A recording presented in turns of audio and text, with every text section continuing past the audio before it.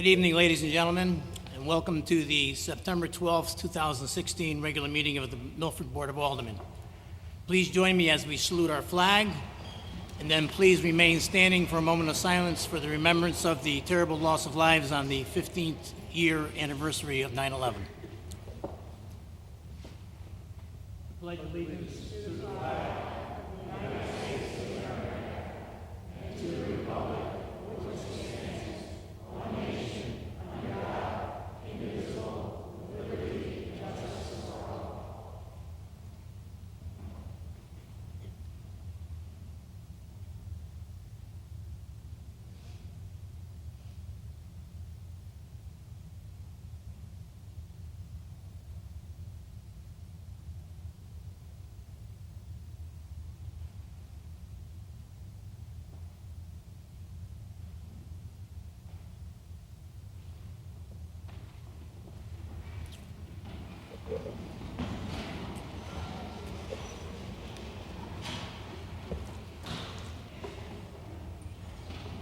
Madam Secretary, will you please take the roll? Alderman Anderson. Present. Alderman Beatty. Alderman Bevan. Here. Alderman Beer. Madam Secretary, please note Alderman Beer is excused. He's presently traveling on business. Thank you. Alderman Casey. Here. Alderman Gurman. Alderman Genotasio. Here. Alderman Golden. Here. Alderman Grant. Here. Alderman Hardiman. Alderman Shaw. Alderman Smith. Alderman Vecchiarelli. Alderman DeVitro. Here. Alderman Vitale. 13 present, Mr. Chairman. Thank you, Madam Secretary. We do have a quorum. Mr. Mayor has a presentation for us all. Mr. Mayor. Good evening, Mr. Chairman, members of the board. There are people and groups and teams that bring great pride to this community. And I'm happy to be joined here with Milford Lou Gehrig National Little League coach Jonathan Burcham.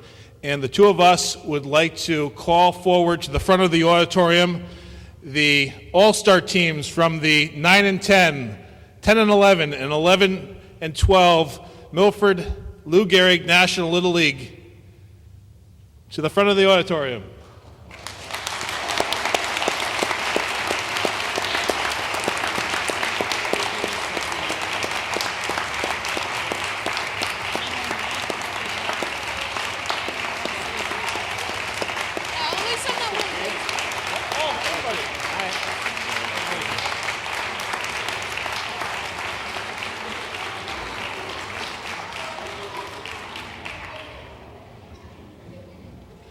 Look at this formidable crew. Ladies and gentlemen, these young men have had a very special season. And in recognition of this very special season, the city of Milford has a proclamation which reads, whereas the 2016 Milford National Lou Gehrig Little League 9 and 10 District All-Star Team, the 10 and 11 District All-Star Team, and the 11-12 District All-Star Team, each comprised of 13 players, a manager, and 2 coaches, has brought honor and pride to themselves and our community in achieving unparalleled and historic success across all 3 age levels this season. And whereas the 2016 Milford National Lou Gehrig Little League 9-10 District All-Star Team, the 10-11 District All-Star Team, and the 11-12 District All-Star Team each won the District 4 championship in their respective age division. Prior to this amazing run, Milford National Lou Gehrig Little League had only won 2 district championships, one in 2005 and the other in 1963. By running the table across each age division, these teams rewrote history over the course of 7 weeks this past summer, and in spectacular fashion as each team went undefeated in district play. And whereas the teams, parents, and faithful supporters of the Milford National Lou Gehrig Little League were inspired by a simple phrase born out of a logo change which kicked off the 2016 season in April: fear the ship's wheel. Fear the ship's wheel became a rallying cry for the league, its members and fans, and served notice to other District 4 teams from Orange North Haven, Hamden, New Haven, North Branford, that Milford was on a mission to make history. And whereas managers Rob Hansen, Dan Maxwell, Mark Lombardi, coaches Kevin Long, Mark Kaminsky, Mark Diedelbaum, Rich Weber, Mark Wyoda, and Bob Dunn, and team members Nolan McKinnon-Hansen, Zach Warzel, Hunter Hoxie, Brian Golia, Tim Swanson, Tyler Nethercott, Griffin Fisher, Gavin Kaminsky, Chase Bryant, Declan Wyoda, Jake Stash, Kason Lanise, Ethan Long, Trey Diedelbaum, Christopher Simone, Jack Weber, Daniel Maxwell, John Niter, Kyle Zarnock, Zach Anderson, Luke Karras, Brian Vasquez, Ryan McNellis, Brandon McDonald, Brendan Buckner, Braden Young, Jack Phelan, Derek Roulette, Justin Judge, Mark Lombardi, Nathan Haas, Jonathan Contaxis, Jacob Bacino, Brian Feelog, Jaden Wyoda, Trevor Notwell, Tyler Tortora, Zach Worthman, and Matt Dunn assembled a winning combination through hard work, dedication, and enthusiasm, and have played championship baseball as a testament to their own abilities, coaching expertise, and desire to win. Now, therefore, I, Benjamin Blake, Mayor of the City of Milford, on behalf of all of our citizens, do hereby proclaim today, September 12, 2016, as Milford National Lou Gehrig Little League Team Day in the City of Milford, and wish you congratulations. Nice work, men.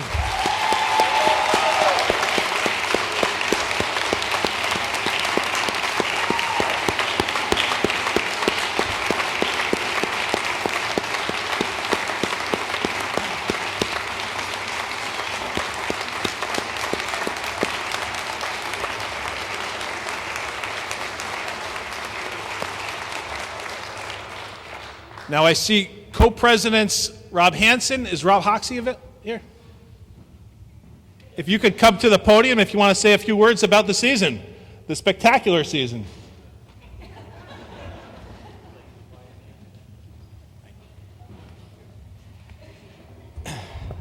As co-presidents, we don't always agree on who's going to talk, but fear the ship's wheel. Let's hear it. Let's hear it.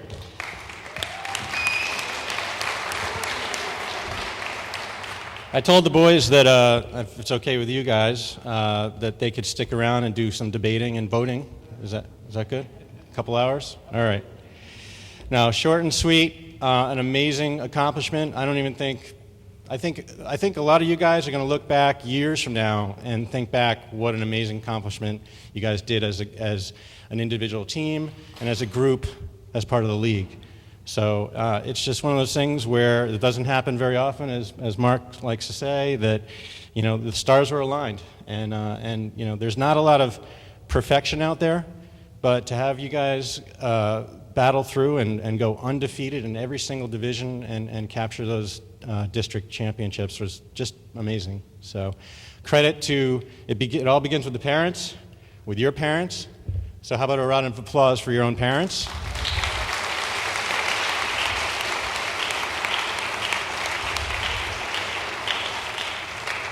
And for your coaches that taught, and not only the district coaches, but the coaches in the Little League as you've been growing up through this whole system. And it all works together, and it all worked very, very well together this past season. You want to say? Again, guys, congratulations. What an incredible job. Again, I want to thank Mayor Blake and the rest of the aldermen for giving us this opportunity. You guys earned it. You did a tremendous job, and just to echo what Rob was saying, parents, couldn't be done without you, without all of your support, so we appreciate it. And you know what? Now let's go do it again next year. Congratulations, boys.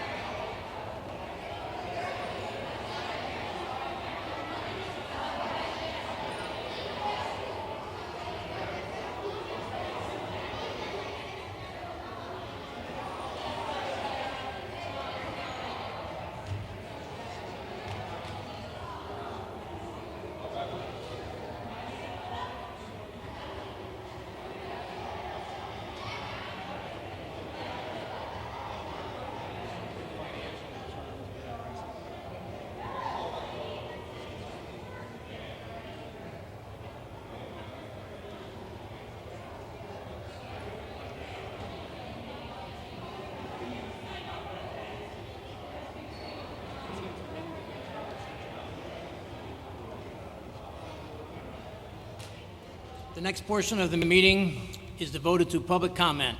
Statements are limited to the legislative function of the Board of Aldermen. The time limit granted to each speaker shall be 3 minutes. Residents, taxpayers, and electors may address the board at this time. The board encourages speakers not to express derogatory, insensitive, or offensive statements or to engage in personal attacks against individuals. In order to allow everyone an opportunity to speak, I'd ask that everyone please limit their comments to 3 minutes. Anyone wishing to address the board can do so at this time.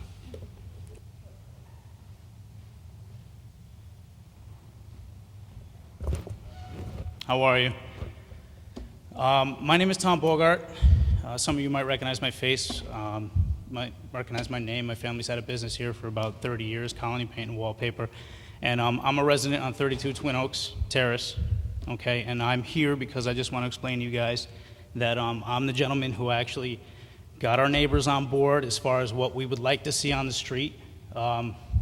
We had several different meetings. We discussed several different options.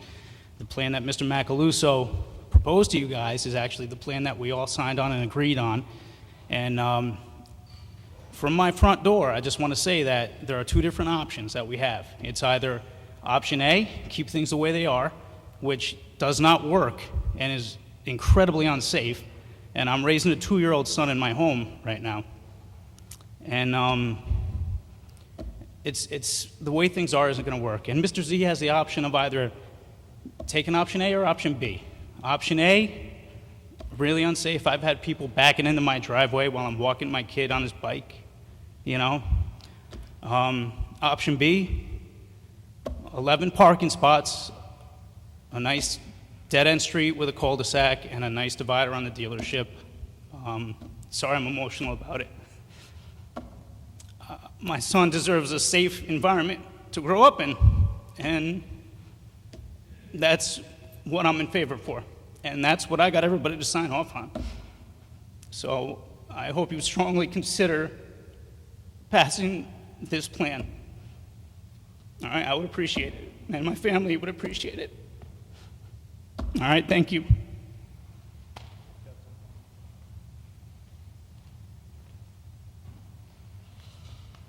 Scott Roderick, 7 Flax Mill Lane.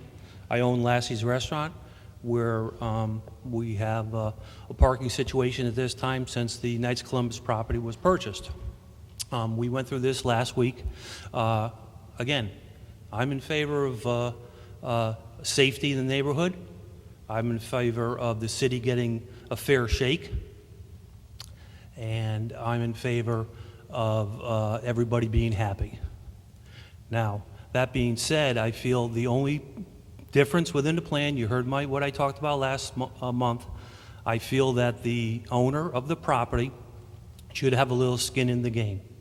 What I mean by that is the 11 spots that are going to be utilized when the cul-de-sac goes through, which I would hope that it would go through because I'm going to get 11 spots right in front of the restaurant, but it's not going to alleviate the parking in the neighborhood. It will just give my customers a little more room in front of the restaurant. The neighbor next to me will take 2 of them. He does already.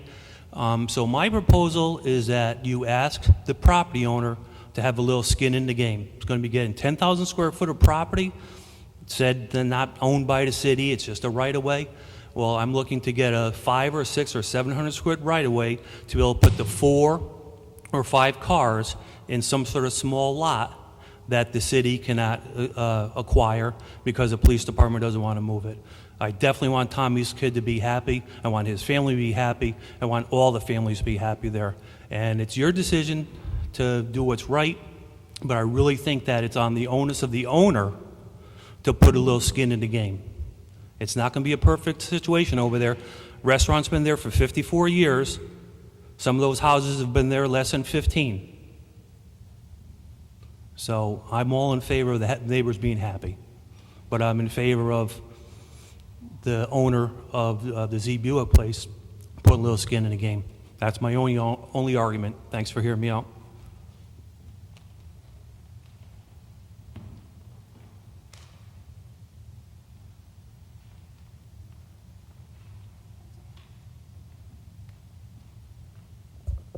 Good evening. My name is Paula Smith, 62 Hauser Street. I'm here to speak to you tonight on the item on your agenda regarding the commercial credit card agreement. I would caution you in evaluating the approval of this agreement to ensure that your packets and the discussion includes a complete program outline. For many years, with the different corporations I work with, I've deployed these programs, and they can be successful, but they are successful with an incredible amount of controls that are put in place. For instance, please make sure that you hear about merchant code restrictions, transactions per day, transaction dollars per day, transactions per month, transaction dollars per month, splitting transactions, guidelines for capital expenditures, grant-related expenses, operating expenses. These are intense programs. The perceived efficiencies that are out there in decentralizing the purchasing are real, but be aware that there is a shift of some of those efficiencies, and there's a bigger burden on the finance department when it comes time to audit these programs. I've been there, I've been on the front line with these. They do work. But there are strict controls that have to be put in place with the programs, including strict adherence to the policies that are currently in place for purchasing. The success will depend on the departments continuing to comply with any current guidelines that are in place. Non-compliance with any of the established controls are going to result in spending and auditing controls that are going to be very difficult for the finance department to implement. For instance, what you don't need is, and a little bit of what we have is that with a credit card, it's easy to beg forgiveness, don't ask permission when you're spending. And we have instances of that in the city already that have resulted in the finance director having to speak with the director of economic development over the purchase of alcohol for a cocktail party, where as an expense being put through as promotional expense related to the city's new images gallery and signing at the train station, he signed off on an invoice that will make an exception for the purchase of beer and wine in this instance, but going forward, it will not be allowed. These are the types of things that when you put in a decentralized purchasing system, such as a commercial credit card program, that the system is ripe for abuses such as this. I implore you to please make sure that you are comfortable with the controls that are being put in place for this program. Additionally, I would encourage your board, before you approve something like this, to really understand what is going on with the FBI investigation in this city. The FBI doesn't send out updates as to where they are with their investigation, but until we know what malfeasance they're investigating, loosening any financial controls and decentralizing any spending, I think, is a bad idea at this point. Thank you.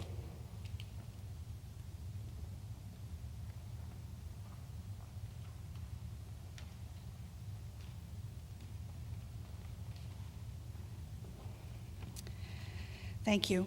My name is Barbara Lewis, and I live at 11 Earl Street, and I would like to speak to you about 16 and 20 Westmore Road.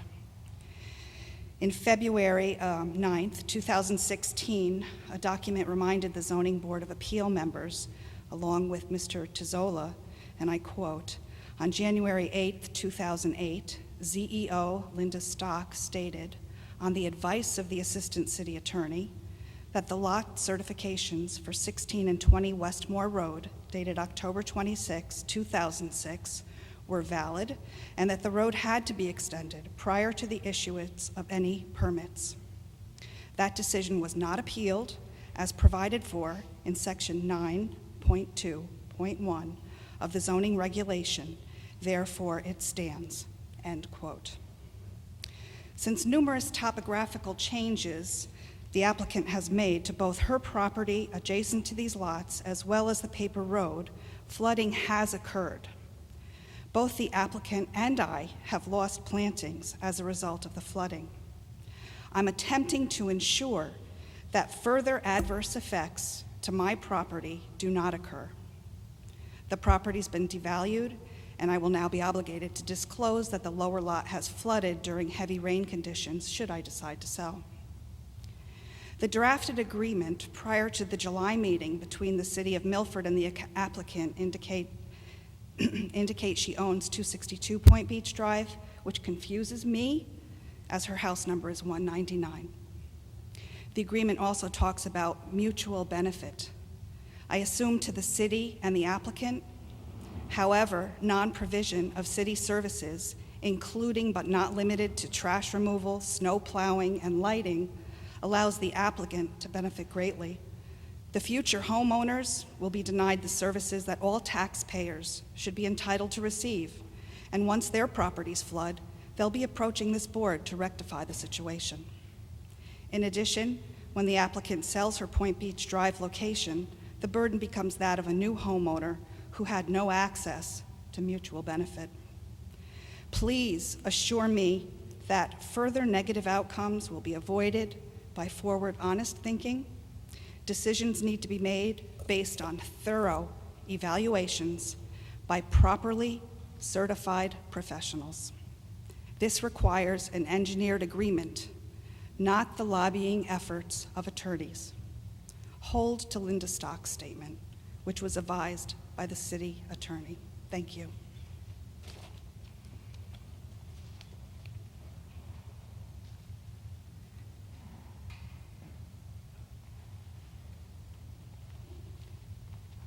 Good evening. My name is Natalina Sirace. I reside at 183 Point Beach Drive, directly across from Ms. Adams, who has this appeal for that property on Westmore Road. I am here basically to find out once and for all who owns that piece of property. Through years now, I have lived at this address for 39 years, and since Ms. Adams moved in, she has made it known that the property, which I thought was Westmore Road, is hers.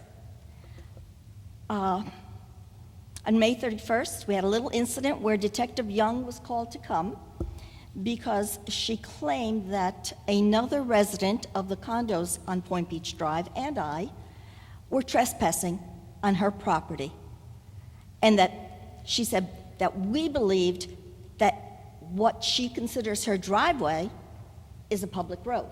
So I got confused. However, she did show Detective Young city maps and letters from her attorney confirming that this information, that was her road, was correct, and that we should not trespass anymore. Let's see. Detective Young also advised us that Miss Adams was to have no further contact with myself or Miss Gabbro from the condos. I'm very confused. I've been here for multiple meetings. At the original meeting, I asked her attorney, what's going on? Is it hers or isn't it hers? For how many years I thought it was hers, and now she's requesting to own it? Well, according to what she said in other documents from 1990, she's made us to believe that she owns it, and also the police department. I hope that tonight is the final night, and we actually know who owns this property, and that the right things will be done in the way that all citizens of Milford should do it, by way of the law. Thank you so much.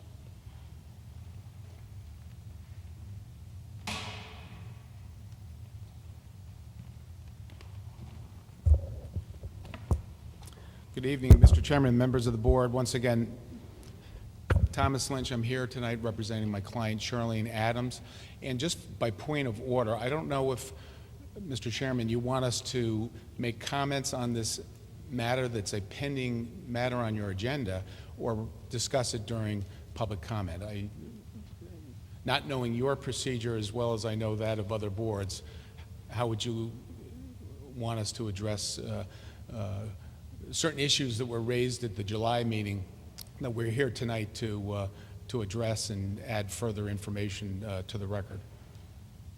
When the agenda item comes up, at that time, if any of the board members have any questions to ask you at that time, that would be the appropriate time to ask. Well, if you have any additional information that was asked at the last meeting, I could address that now. I'd rather have you wait till Okay. So the motion the agenda item comes up. Okay, thanks.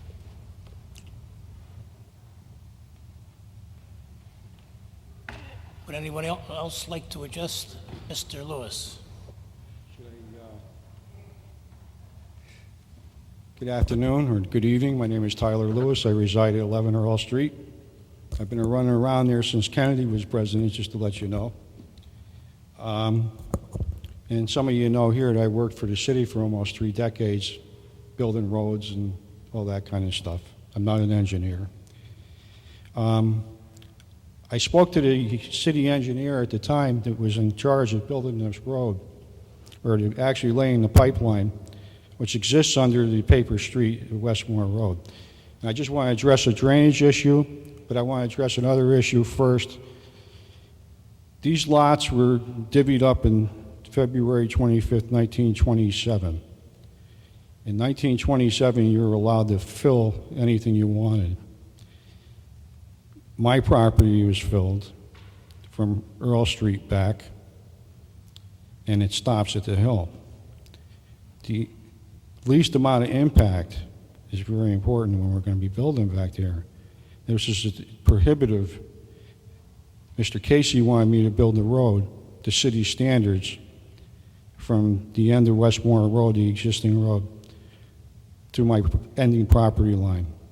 That would have meant I would have had to raise the road at least 5 feet. And then I would have had to taper the lots back from about 7 feet to the 5 feet, over 8,000 square feet. That's what was the design there. Unfortunately, things had changed. We can't do the things we could do in 1927. It made things a lot easier. Wetlands is involved. And I can remember as a child, because my aunt and uncle lived 3 doors up from us, being tied to the trees back there by my sister, and then we played in the swamps. And it has changed a lot over the years. But to get back to this drain line, it's a 60-inch drain line that runs along Westmore Road all the way from Long Island Sound. It has a groin that's built out. You can walk up it.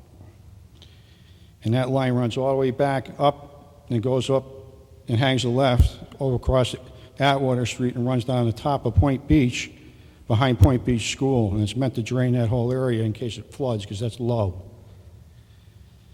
And what's happened here is when they were putting the line in, there's a manhole right directly in front of the lots, and they put a underdrain in. And I have a map here of it. I have the as-built, and I made copies of it for you guys if you want to see it. I'll pass it on to you. And I marked out with a highlighter. But what it indicates too is what I didn't realize. If you look at this map here that we have now, it doesn't show that this map shows. It delineates the pond. And that under drain was in order to stabilize the pond. But what happens when Long Island Sound has super high tides, it surcharges this 60-inch line, and it backfeeds up and it fills that area with salt water. And then when it flushes out in the dry weather, the pond is dry. In order to put any kind of drainage in there, you have to drain to the lowest point, which is the pond, which is the bottom of the bowl. Charlene's lots and my lots are about that far up in the bottom of the cereal bowl. In order to put a drain in there, you have to raise the road up. Or else what you're going to do is you're going to punch a hole, and every time we get high tides, it's just going to fill with salt water. So I just want to let you guys know that. Let's get it engineered right. Let's not make it wrong. You know what I mean? I know it's an expensive thing. That's why I was young and anxious, and I realize now at this point I did the wise thing by doing what I did with that piece of property behind me. So I'll pass this on to you guys. And I spoke to the engineer. His name is Art Griswold. And I asked him, would that surcharge? And he says, yes, it does. And I guess that's around 1968. Okay? So if you want, I'll pass this on to somebody. You guys can look at it at your leisure. It's the old map, which is impossible to find. It's the as-built in engineering. And it's the current map, which is kind of like a zoning map, more detailed, kind of like something off an A2 survey. Okay? Is that all right? Thank you.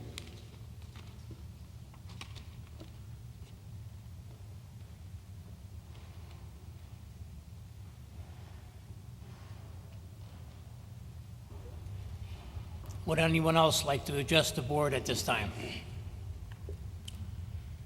Seeing none, Alderman Vecchiarelli. Agenda item number 3, consideration of minutes.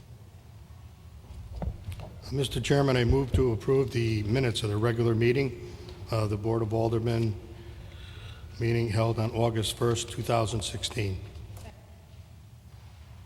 Motion has been made and seconded. Is there any discussion? Seeing none, all in favor? Opposed? Motion passes unanimously.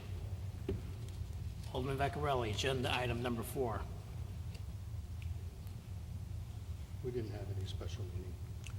We didn't have any special organizational meeting, so we'll go on to agenda item number 5, Chairman's report.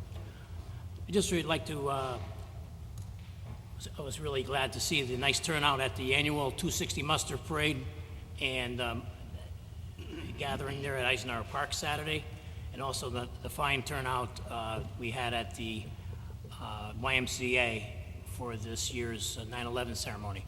Just wanted to thank everyone for participating and for coming and being part of that. Agenda item number 6, Mayor's report and recommendation. Mr. Mayor. Thank you, Mr. Chairman. Members of the board, good evening. I hope everybody has had a good start to the fall. I know that it's not officially over until next week, but it's starting to seem that way with football season and the start of the 2016 school year. I know that our schools, all 14 of them, are off to a good start. So let's keep it up. I do have items on the agenda this evening. If you have questions, please don't hesitate to ask. I do ask for your consideration and action on items 8A through 8G. And again, if you do have questions as they come up throughout the course of the meeting, please ask. Thank you, Mr. Mayor. Agenda item number 7, we do have unfinished business from our July 11th, 2016 meeting. Is there a motion to take from the table item 8G?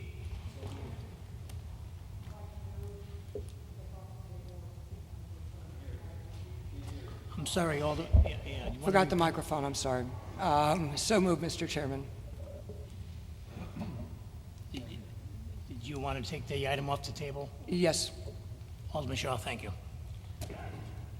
We have a motion. We have a second? And a second. All in favor? Opposed?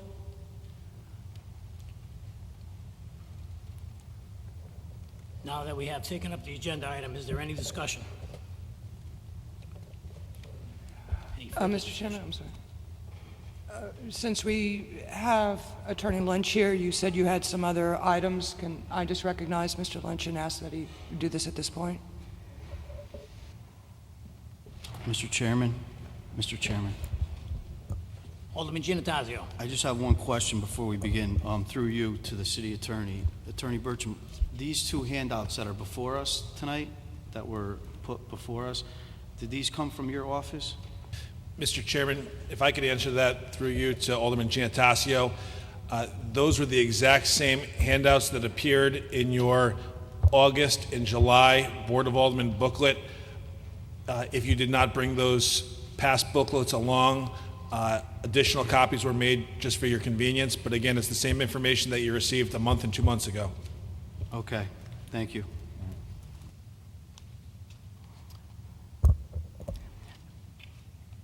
Thank you. As you all know, we appeared before you at your July meeting, and we appreciate the fact that it was continued on to this September agenda to accommodate my client's travel schedule. And just to reiterate, this was an application that was brought before you, as Attorney Kelly had gone into discussion with you, under Section 824 of our general statutes. It's an application that was approved by the Planning and Zoning Board to perform work within the city right-of-way known as Westmore Road. As I had described to you at the last meeting, the far southerly end of Westmore Road is unimproved, so it appears as a street on the 1927 Merwin estate map, but the last some 200 feet of the road is what's commonly referred to as a paper street. So the application before you is to discuss, or at least make a proposal to you that came from engineered plans developed by Bob Weway, who's also here with me tonight from Codispodian Associates. It was also overseen by Chris Saley, our Public Works Director. There's also a memo that was submitted as part of your package from Mary Rose Palumbo, the Inland Wetlands Officer of the City of Milford. And quite bluntly, as we had discussed in July, my client owns 2 legal certified lots that were certified and noted by Linda Stock, the then zoning enforcement officer in 2007. A lot of focus has been on the memo that she submitted to the file as part of the certification, which is a standard terminology on any certification when a lot is proposed on a building lot is proposed on a paper street, that the owner of the property to develop a residence on the site is required to improve the city street up to the property. But this presents a very unique situation here at this end of Westmore Road. As I had described to you, there's the presence of a landscape buffer between the property and the condominiums, the Point Beach condominiums to the east. There's also a wetlands area that Ms. Palumbo was very concerned about maintaining the integrity of that area. So that the design was to come up with a driveway that would access these 2 lots. It's 15 feet in width. As both Attorney Kelly and I mentioned and made part of the record, those plans have to be approved by the City Engineering Department. I do have Mr. Weway here with me tonight, and he's going to follow up after my comments with discussion about drainage, because that was a concern at the July meeting. The other concern that I think that was raised by Alderman Bevan and Alderman Vitale related to the fire department access. And Mr. Bertram, I don't know if Attorney Kelly had forwarded to the members of the board the memorandum that I obtained from Gary Baker, our city fire marshal, on August 24th. Because if not, I have some copies of it.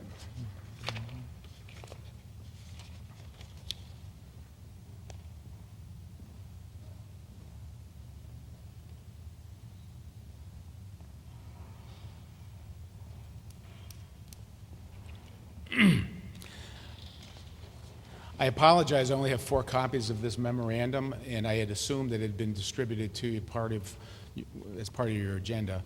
I can wait until the mayor comes back and makes copies, but quite bluntly and succinctly, on August 24th, Gary Baker, our fire marshal, upon a request from me, reviewed the plans. I sent him a PDF of the plans that were submitted as part of this application to the board. I specifically related to him the concerns that board members had raised about fire department access to the 2 residences. So Fire Marshal Baker sent a memo to me. It's dated August 24th, 2016. Subject Westmore Road. I have reviewed the proposed site plan submitted to me by Thomas Lynch for the construction of 2 single-family dwellings next to 63 Westmore Road for compliance with the City of Milford Fire Hydrant Ordinance. Both dwellings will be accessed from Point Beach Drive. I have determined that both dwellings will be within 400 feet of the fire hydrant located between 258 and 262 Point Beach Drive and falls within the parameters of the City of Milford fire hydrant ordinance. In addition, the 16-foot wide driveway in the plan meets the requirements for fire department access. And I had specifically asked him about sprinklers because I think in response to a question from Alderman Bevan, many times the fire marshal requires sprinklers for houses that are on rear lots, but he said that because of the shortness of this driveway and the proximity of these two residences to the fire hydrants on Point Beach Drive, that would not be necessary. So those were the two issues that I think were of concern to the board members that night. I relayed them to the fire marshal, and his memorandum speaks for itself. In his opinion, there's no problem with either the apparatus access to the two residences, nor the availability or any problem with the availability of accessing the hydrants on Point Beach Drive. And again, going back to the agreement that had been drafted with Attorney Kelly, there is no abandoning of Westmore Road. My client is not seeking ownership of Westmore Road. So that issue needs to be put to bed. I understand maybe comments that have been directed back and forth between the neighbors, but the bottom line is Westmore Road will remain a city right-of-way. All that we're seeking to do is to have your approval to have access to the two single-family residences on Westmore Road, and those plans need to be submitted to the city engineer as part of applying for the building permit, as part of the site plan. And again, the concerns that you raised were legitimate, but you know this application before the board tonight is merely to seek to do this improvement within the city right away. The other city departments have jurisdiction over making sure that it meets all standards for public health and safety. Now, again, there were comments about drainage. I have Bob Weway, civil engineer from Codispoti and Associates, who I'm going to turn the podium over to, and he's going to address how this proposal meets standards for providing adequate drainage in the area. Thank you. Mr. Chair, before Tom leaves this podium, could I ask him a question? Alderman Vitale. Tom. Yeah. Why is there so much controversy over ownership? We heard the contradictions. We hear. Can I give you an honest answer? Straightforward, honest answer? Sure. My client has had a beef with the next door neighbor, the woman who came up to the microphone with her dog coming over onto her property, and that's what it all comes down to. Okay, That's what it all comes down. So the point is that they do own the property. They don't own the property. They are trespassing. I think Attorney Burcham will answer your question if you ask him, but I'll jump in and I'll say if there's a city street that's unimproved and if it's abandoned, then the two abutting property owners on the other side of the street own to the center line of the highway.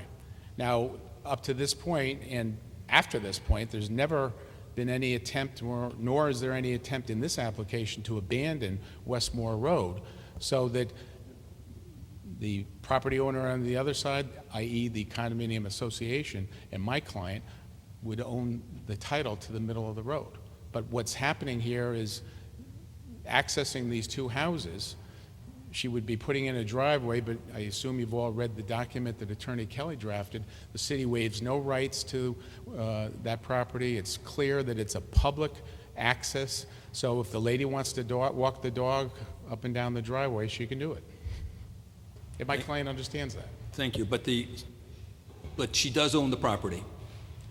It's the city right-of-way. There's a subdivision map that was filed in 1927, and there's a line that runs through that map that says street line of Westmore Road, and the person on one side owns to the center line, the person to the other. So what was happening is that someone was crossing that line, which gave precedence to call the police because of trespassing. You got it. Thank you. Alderman Vaccarelli. Thank you, Mr. Chairman. I'm not sure, but maybe you could clarify this for me, Mr. Lynch. The subject, the owners of this property who live on the corner, do they access their driveway from that paper street? Yes, her driveway now comes in, her driveway is within that public right-of-way. Okay. And once this driveway is completed, if it is completed, that, again, will be part of her driveway. No, So and you come in, I've you come in seen- off of Point Beach Drive, you would turn first left into her driveway, and then the next two houses. On some of these, I've seen several maps here, but on one of the maps, it shows that there's a portion from Point Beach down Westmoreland that has been paved. Is that paving part of that public access? Part of Point Beach Drive that's beyond? No, the paper street, you know, where the private driveway would be. Right. Is part of that currently now asphalted? You know, so that they could drive down and get into their... Yes, it is currently asphalt. Because, And it will also serve as an access way into the condominium. well, one of the questions that, if I remember correctly, one of the city agencies was wondering how a public access paper street was paved without, you know, any notification, like as if the person owned it and was just putting in a driveway. So in other words, instead of just driving down an access to go into their driveway, who paved that street? That was At least half of it, you know. That's a great question, and it was permitted when she built, when that house was built.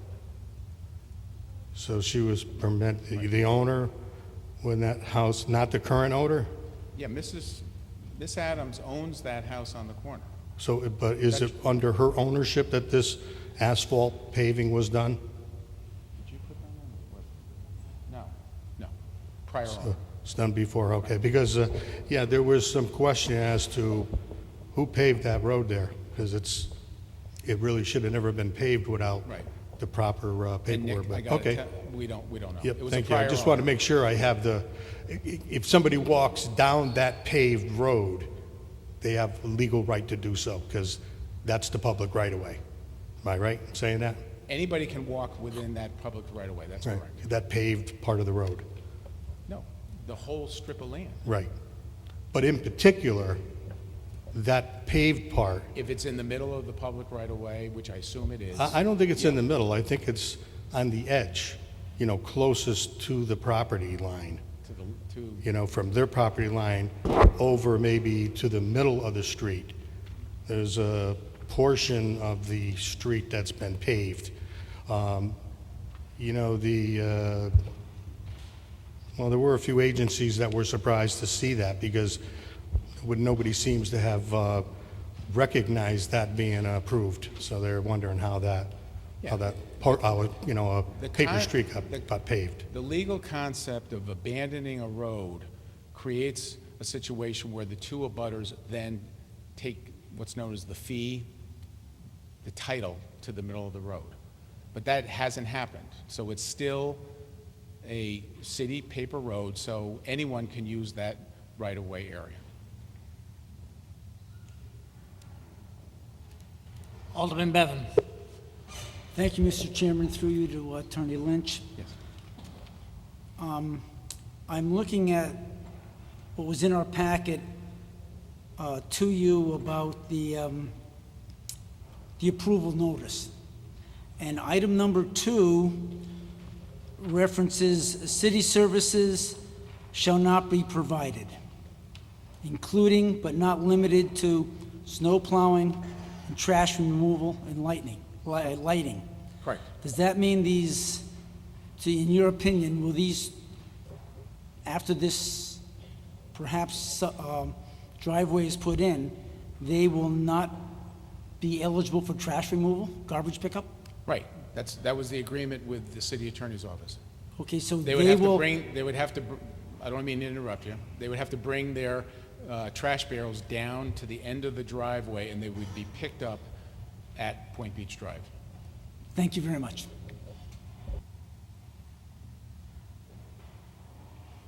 Alderman Vitale. Thank you, Mr. Chair, through you. Again, a lot of information here, a lot of contradictions, legitimacy of what's going on, drainage and so forth. I see Chris Saley in the audience, Public Works Director, and I was wondering if he could just give the opinion and kind of wrap things up here and give us a highlight of what he knows about this property, whether it's what it is and how it will not drain or drain. Mr. Saley, can you help us further understand this problem?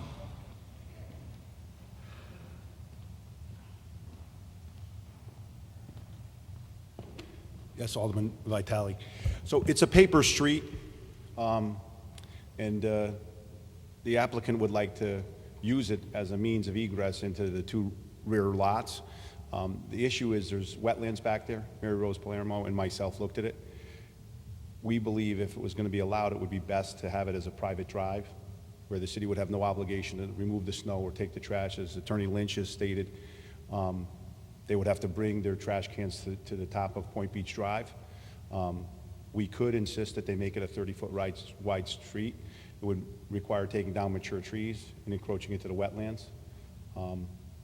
So that's the gist of our end of it. I know there's some neighbor issues there. I'm not aware of those at all. The piece is to further follow up. So getting the city out of the way of plowing and picking up garbage, what about the understanding of drainage there? What in your opinion, is it going to flood? Is it not going to flood? What should they do to eliminate that if it does? It abuts a wetlands, and everything slopes back to the wetlands. I don't believe, I'm not an engineer, so I'd leave that to the engineer, but my common sense approach would be it would not flood that street, no. To the concern of those people who thought and think and where it has been flooding, it's not going to flood any further if the work is done on it? I don't know the areas that they're referring to. Yes, when the engineer comes up, that's a question for him. Thank you. No other questions? Thank you, Mr. Saley. Thank you. Alderman Shaw. At this point, can we recognize the engineer? Do you mind? Now that's where he's coming up now. Thank you. Good evening. My name is Robert Weway. I'm a licensed professional engineer and principal with the firm of Codispodian Associates located at 263 Boston Post Road in Orange, Connecticut. Basically, I'll just try to keep brief with regards to the drainage issues as they pertain to the site. If you take a look at the contour map that's available on the City of Milford GIS system, what you'll notice is that a substantial portion of both the Westmore right-of-way, in addition to the two lots that are being proposed, are located within a flood zone. And that's been a central topic for the development of the property. And in essence, when we took a look at this, there's basically two options for developing this right-of-way. One option is to develop it as a full city street. The other option, which is what is before the commission tonight, is basically to develop it as a private driveway. When we took a look at the pros and cons or the benefits of one over the other, the reason why one of the main reasons why we pursued going the driveway route as opposed to the full city right-of-way development is that basically the driveway is more environmentally friendly. As was stated before, with concerns with the wetlands that are located at the end of the two lots here and at the end of Westmore Road, it will result in less impact to the wetlands, basically accomplished through narrow width of pavement that would be required from the 30-foot for a standard City of Milford roadway down to the 16 feet that's being proposed. So in essence, we're saving almost 50% reduction in impervious surface that's going to be required with that. In addition to that, I'm not sure if photos were handed out at the last meeting, but for the aldermen that have had the chance to visit the site, the other main reason why we're pursuing the driveway is because of the row of trees that basically bisects the right-of-way. And having the ability to save those features maintain the characteristics of the neighborhood and maintain the characteristics of that particular area. So those are the two main reasons why we pursue that particular cost. In addition to that, as Attorney Lynch had pointed out, there's basically no cost to the city of Milford in pursuing the driveway option. The full cost of developing the driveway, the grading, the development of lots, that will all be borne by the owner or by the developer of the property. And that pertains to both the construction as well as future maintenance of the driveway and any of the amenities that are located within the right-of-way. Now, on the flip side of that, if you were to, should the Board of Aldermen not feel that this is the appropriate way to go, then we would pursue putting in a full City of Milford right-of-way, and we would not even need to appear before this board in order to accomplish that. But with that, if we were to put in the full right-of-way, the applicant or the owner would be required to pay for the development of the road, pay for the cost of the road. But beyond that, then it becomes the City of Milford. So once the roadway was accepted and turned over to the City of Milford, now the City of Milford bears the full responsibility for operation and maintenance of that, which would include the snow removal, replacement, repair of pavement at some point in the future. So basically, it's a win-win for both parties, both for the City of Milford and for the owner of the property. Now, just getting back into hitting the elevations on the property and bouncing back to the City of Milford GIS mapping, the property and the right-of-way is located within the FEMA flood zone. It's located within a 100-year flood area, and based upon the current mapping that's been produced by FEMA, the flood elevation for that area is at elevation 12. Now, the flooding that takes place on that property is the result of the direct backwater from Long Island Sound that comes up through that 60-inch culvert that was mentioned earlier on in the presentation by the neighbors. So what happens is basically you've got Long Island Sound, you've got Point Beach Drive, which is elevated at a much higher elevation, and then the Paper Street Westmore Road, which slopes down to the other side and gets down to a much lower elevation. And that bowl that was referred to in that pond area, that's down at approximate elevation 8 and through that area. So the difference between elevation 8 and 12 is roughly 4 feet. So during a 100-year flood event, that whole wetland system that's in that back area could be expected to flood to a depth of approximately 4 feet. Now, the two lots that are in question... Excuse me, sir, can you get to move the mic a little bit further? We're having a little difficulty picking you up. Thank you. Is that better? Yeah, it's better. Okay. Now, with the two properties in question, or the two lots, while the main interior portion of the wetland system is down around elevation 8, the portions of the property that are at hand for tonight range from a low point of about 9 down at the front corner of the property, going back to up to about 13.5 on the back portion of the property. So portion of the two lots are located within the flood zone. Portions of the two properties are located in what's referred to as an upland area. So as part of the development, and again, this really doesn't pertain to, or really shouldn't be a concern of this board, but when we get into applying to both the engineering department, the wetlands department, and the public works, all these items will be taken into consideration. So by way of reference, the two houses that will be proposed on both lots will be elevated above that flood elevation. We had the houses situated approximately elevation 13, so they'll be a foot above that. The driveway will be somewhat lower than that, but still be able to provide for emergency vehicle access to get down through that area. And again, in part, the reason why we're not raising the roadway and driveway, again, is to cut back or minimize the impacts to both the wetlands and the grading in through that area.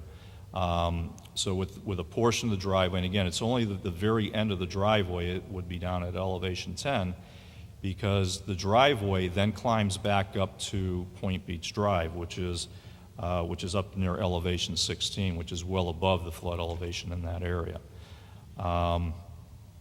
So with that being said, it's our opinion that whatever we do with the development of the lots here is certainly not going to increase or exacerbate the flooding conditions that presently exist in that main wetland area. With regards to the majority of the properties and the neighbors that are situated on Earl Street, by way of elevation reference, those houses are all up near elevation 18. So they're, in essence, 5 feet above our property. So if anything, it's the neighboring properties on Earl Street that drain onto our two pieces of property.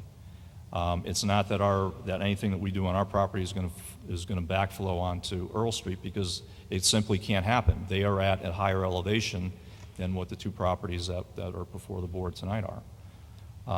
So unequivocally, and at the end of the day, because we do need to get before engineering, public works, and wetlands, the plans will be designed to meet all the standards of all the reviewing agencies, and provide for the safety of the two dwellings that are going to be situated on the properties.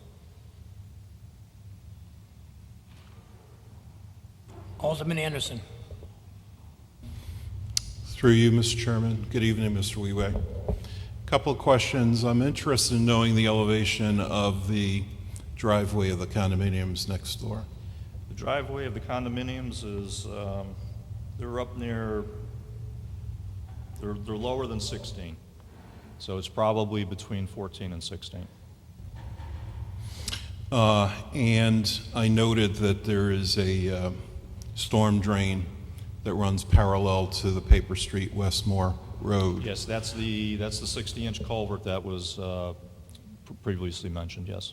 So I just wanted to confirm that besides runoff, what is that connected to? That is connected to Long Island Sound. And basically, as was stated, it drains that big wetland area. So it doesn't go any deeper than no, where that it's situated? 60-inch pipe travels a great distance. As far as the total footage that goes back, I wouldn't venture a guess, but I know that 60-inch pipe goes back at least 1,000 feet. It goes back up through Westmore Road and then back through Atwater. And I believe, as a neighbor pointed out, it did go back up and back of the old Point Beach School up and through that area there. Thanks. That's what I was trying to ascertain. Thank you. Alderman Grant. Thank you, Mr. Chairman, through you. So we've heard a lot about the negative effects of putting in a full city street in this area, and definitely, I mean, the size of it, especially being down there, would really impact adding a 30-foot wide street. What, in your opinion, as an engineer, would be some of the benefits of actually doing a full city street instead of the driveway, especially when it relates to the flooding? Yeah, I think in terms of the 30-foot street, from a strict engineering perspective, there are no benefits. With what we're proposing, it's less impervious coverage. Less impervious coverage means less stormwater runoff. The fact that we're not developing it to city street standards allows us to do different things with the grading, being able to tighten that up so we wouldn't be required to bring in the amount of fill that would be required for a standard roadway.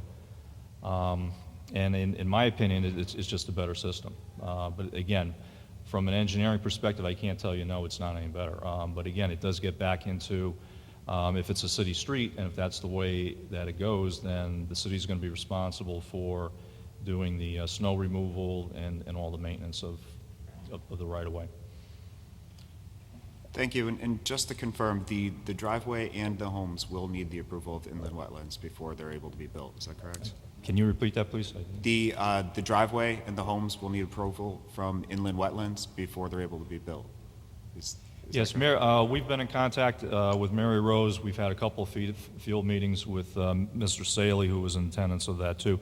The wetlands that were delineated with regards to the project, there are no wetlands on the lots per se. The wetlands pick up, or the wetlands actually start within the right-of-way on Westmore Road, approximately where the last lot line comes in.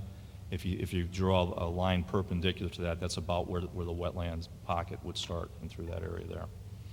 So in order to develop the two lots as well as to develop the right-way or the driveway, we're not anticipating or foreseeing any request to fill wetlands as part of that proposal. Thank you. Alderman Shaw. Thank you, Chairman. Just a quick question.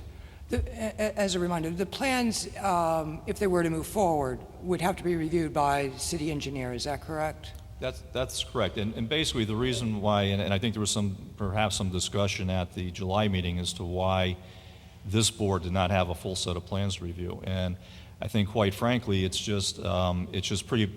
premature. It's what comes first, the chicken or the egg.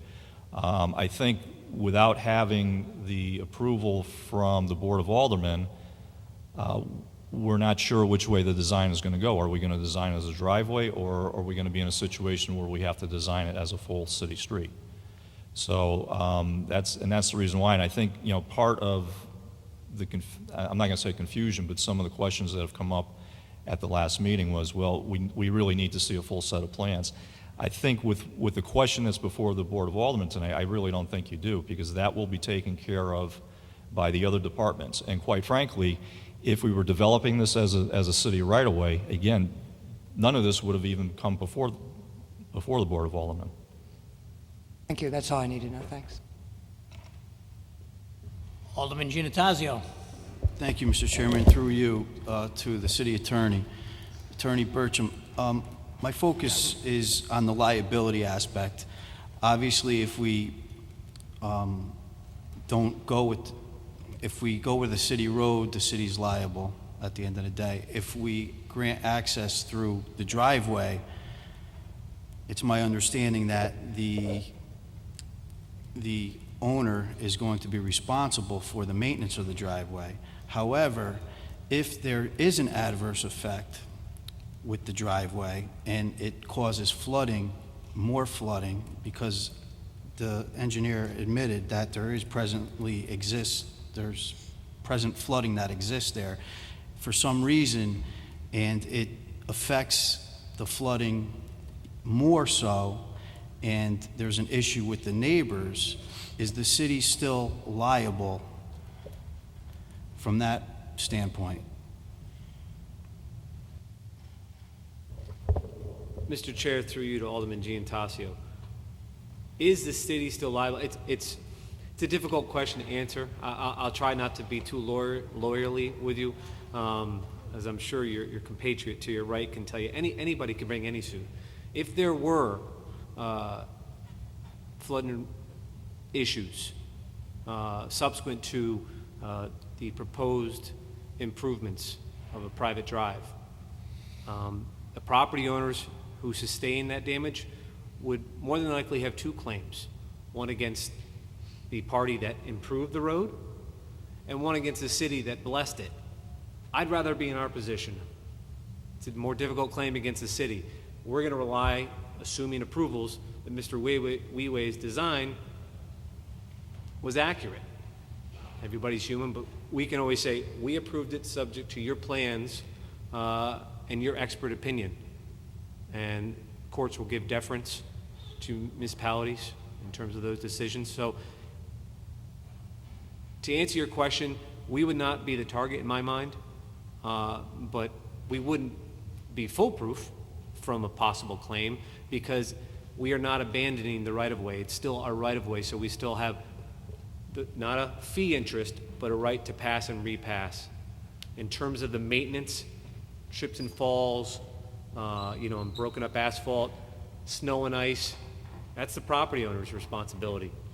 That's the agreement. It's been referred to as the agreement, which was part of your backup information.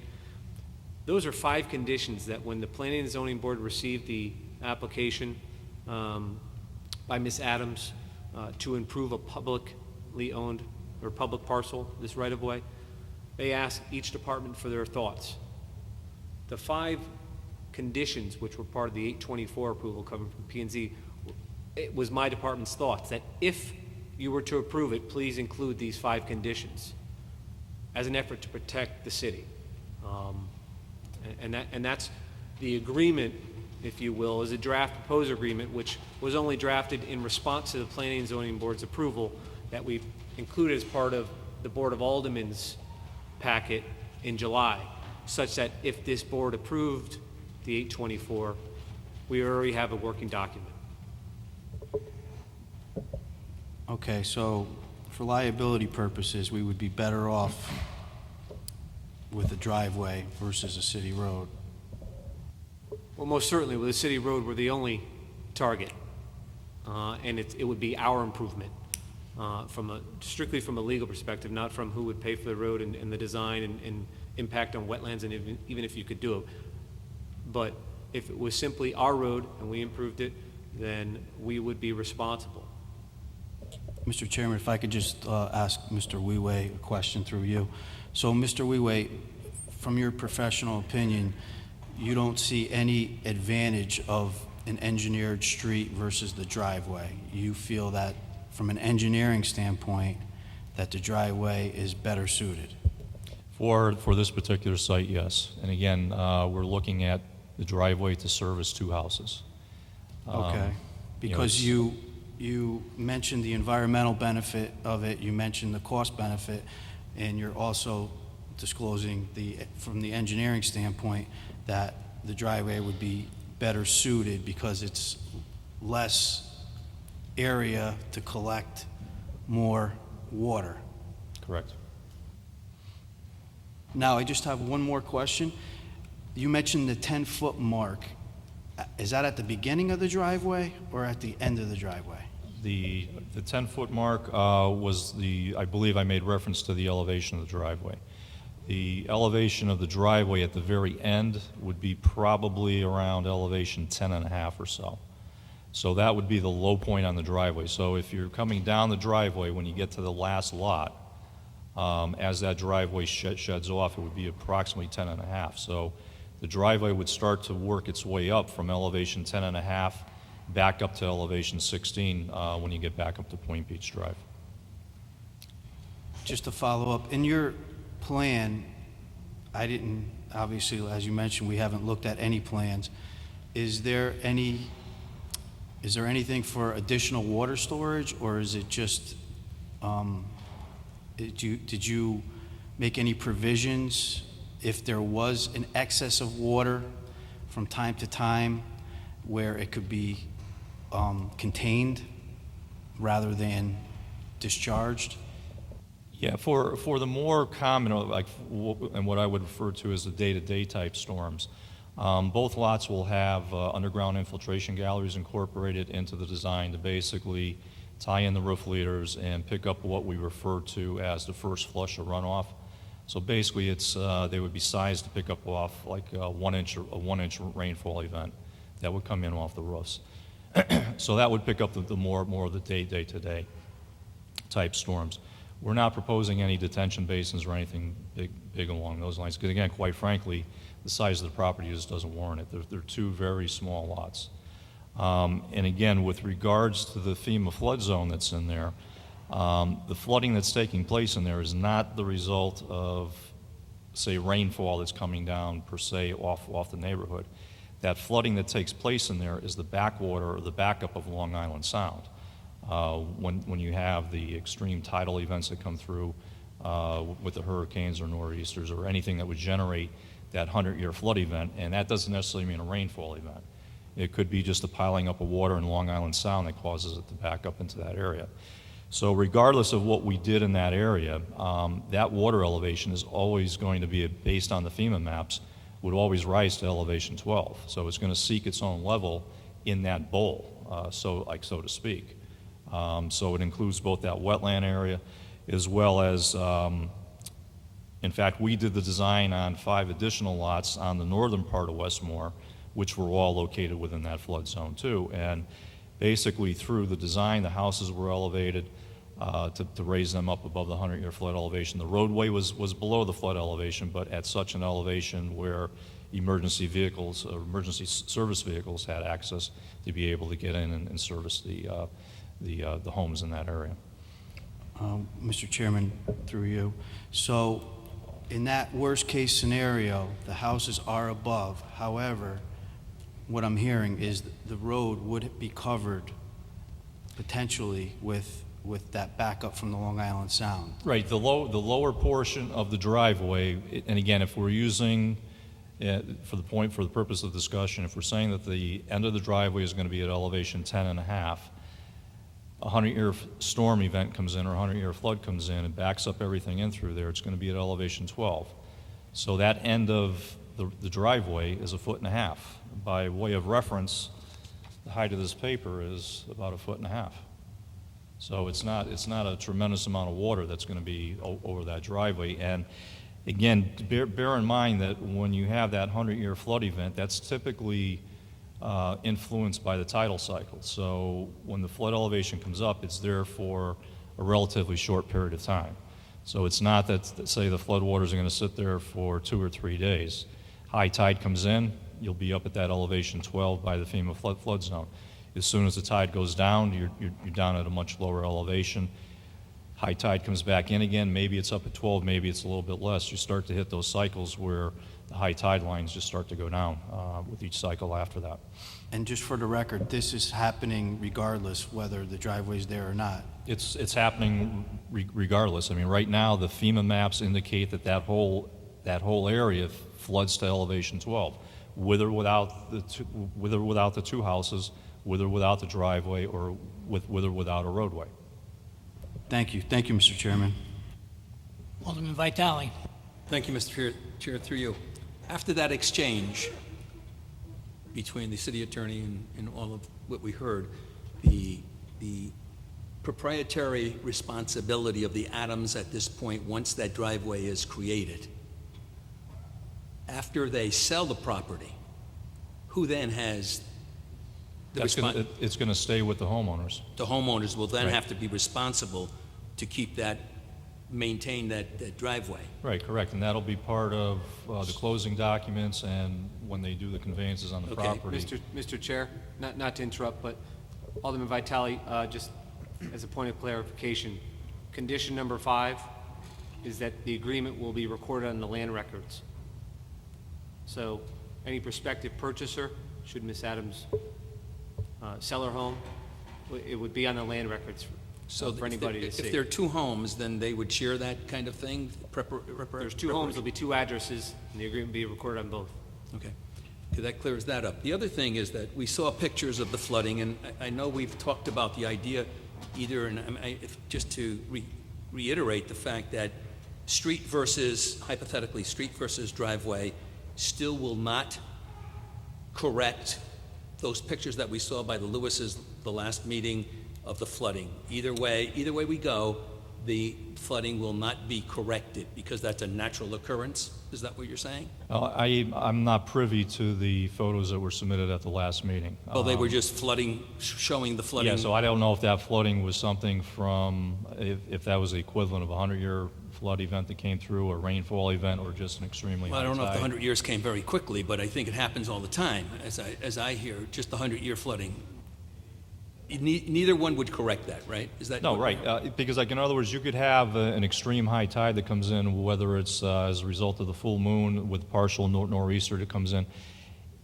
That flood elevation could be anywhere between 8 and 12. What the GIS and the FEMA mapping is telling you is that based upon their studies for a 100-year flood event, it's elevation 12. Now for something for a 50-year event or a 10-year event, typically along coastal Milford, the 10-year flood event proximate to the tidal areas is roughly elevation 8.5, give or take. So with the ponding area, the low area of the site being down at elevation 8, yeah, it's certainly possible that area can flood on a more frequent basis. But you're talking instead of a 4-foot height, something say the height of the podium, you might be looking at something that's a foot, half a foot to a foot, and maybe a little bit more. And again, that's going to vary with the topography that's located in the area. Oh, simply, in other words, either way you go, you're not going to prevent that completely. Correct. Yeah, thank you. Alderman Vecchiarelli. Thank you, Mr. Chairman. Could you tell me if a city street was put in, would there be a minimum elevation that they would require versus this driveway? At the end of the roadway, we would probably maintain the same elevation, about 10.5. With regards of how you get from point A to point B, if we develop it as a city road, there are standards that we have to meet with regards to the profile of that road. We have to maintain a certain profile slope or a slope of the road coming in off of Point Beach Drive before we're able to dip down and get down to a lower elevation. So I would say the driveway design does give us more flexibility in working with the character of the land. So in other words, the driveway gives us a better situation where we can more closely follow the existing grades that are there over what a city design would require us to do in that area. I guess what I'm asking is, a city road, a new city road, would they require that to be above the flood zone level? I would say not 100%, no, because we did, as I pointed out, within the last few years, we developed the northern part of Westmore Road. And that was a similar, I'm not going to say a similar situation, but that was a case also where it was the paper street from the northern part, and there were basically more lots that were fronting along there. And that, because of the number of homes that were involved in that north end, it was chosen to extend the public road or the right-of-way in through that area, because again, there were lots that were fronted on both sides that came in. So when we did the design on that particular portion of the roadway, the very end of Westmore Road was below the flood zone. I believe on that, at the end of the roadway, we were probably 2 to 2.5 feet below the 100-year flood elevation with the public road. The end of the road, but the end of the road went beyond the houses, right? I mean, where the houses are, were the roads basically above the flood zone? No. Well, again, the first couple of houses in, the roadway was above the flood zone. By the time we got down to the last two houses, the roadway itself was below the 100-year flood elevation. Again, the houses were all situated up higher, where the first floors were all above that 100-year flood elevation, but the roadway itself, a portion of it is below the 100-year flood elevation, yes. Okay. One of the questions that I have is, our biggest concern is the impact of developing this property may have on the neighbors. It seems to be currently that there is some adverse impact now. It seems as though there may have been some simple improvements on the property, and those improvements have seen an impact of flooding in these other properties. You had mentioned earlier that I think the Lewis property having an elevation of maybe 13, 14 feet, something like that. Yeah, the actual houses, the majority of the houses along Earl Street are up around elevation 18. The backs of the property slope down. But you had said that this would not impact that property because of his elevation. But his elevation is not 13, 14. It may be in the front of his house, but as his property goes down, it drops much lower than that 13, 14, which then would in fact be impacted.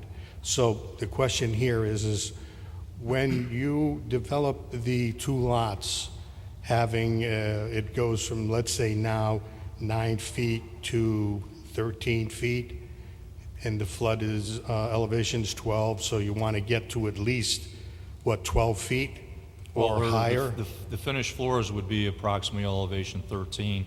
The grading around the perimeter of the building would probably be down around elevation 11, so even like the outside may be a foot below. What was concerning me was how much fill would you be bringing in to bring those two lots up to the elevation, I guess 12, 13 feet is what you would want the lots to be at. And so, you know, you would be filling 9 feet up to the 13 on, I guess, both lots? Well, no, and again, the lots would not be filled up to 13. The finished floor of the house is at 13. The soil or the material around the perimeter of the house would probably be down 2 feet, so probably around elevation 11. So the ground surrounding the house would be below the flood elevation. And by way of reference, the rear portions of both lots are out of the flood zone already. They're already above elevation 12. So the areas that would need to have fill brought in are primarily the front portions of the lots and the area and the portion of the right-of-way that would need to be developed as the driveway. So, and again, that's the benefit, or one of the benefits that we see in going with a driveway as opposed to a road. The driveway is going to require substantially less fill to be brought in over a public road. So as an engineer, we realize that you're going to fill these lots and do some improvements there. From the road where these houses are up, it's going from, let's say, 12 feet to 16 feet to Point Beach. Am I correct? Right. It's around there. And I'm not sure that, we may be a little confusing with the 100-year flood and the simple flooding of rain. It seems to be that when there is heavy rains, that there is flooding down there. It's not from when we have high tide that comes up and then backs up from the drain storm in the pond area and then inundates that whole area. It's basically runoff that is now seems to be going into that back property that, and that's really where these homeowners are concerned that where there was no water before, there is definitely water there now. And what they're hoping for is that by allowing the building of these houses and using and having access for the private driveway, that there will be some consideration and concern that if this does adversely impact those properties more, where they have more flooding and encroaches up on their property more than it already is. Have you taken into any of that into account so that if that does in fact happen, are you guys looking at that problem now, or is that problem not being looked at? Because that truly is, in my opinion, really the problem that we're having is we want to do this, we want to do it right, but we don't want to cause more flooding than we already have. And so, whether you have that private drive or not, and understanding that 100-year flood, when that comes up, all bets are off on everything. But when it's raining real hard and you have the runoff, and you're going to build these lots up a little bit higher, and, obviously the water's going to run off a little bit more. Have you looked at when it impacts the flooding down where it is now, the pictures that you have, or the pictures that are available, what is it that, we could do to help alleviate those people in the back over there from getting flooded more if this does impact them more? That's my concern, because for me to say, oh, we need a city street, because then our engineers are going to be looking at that and saying, well, we can't put this city street here unless we address that item too. So, in all fairness to them and fairness to you, what have we done to look at that problem?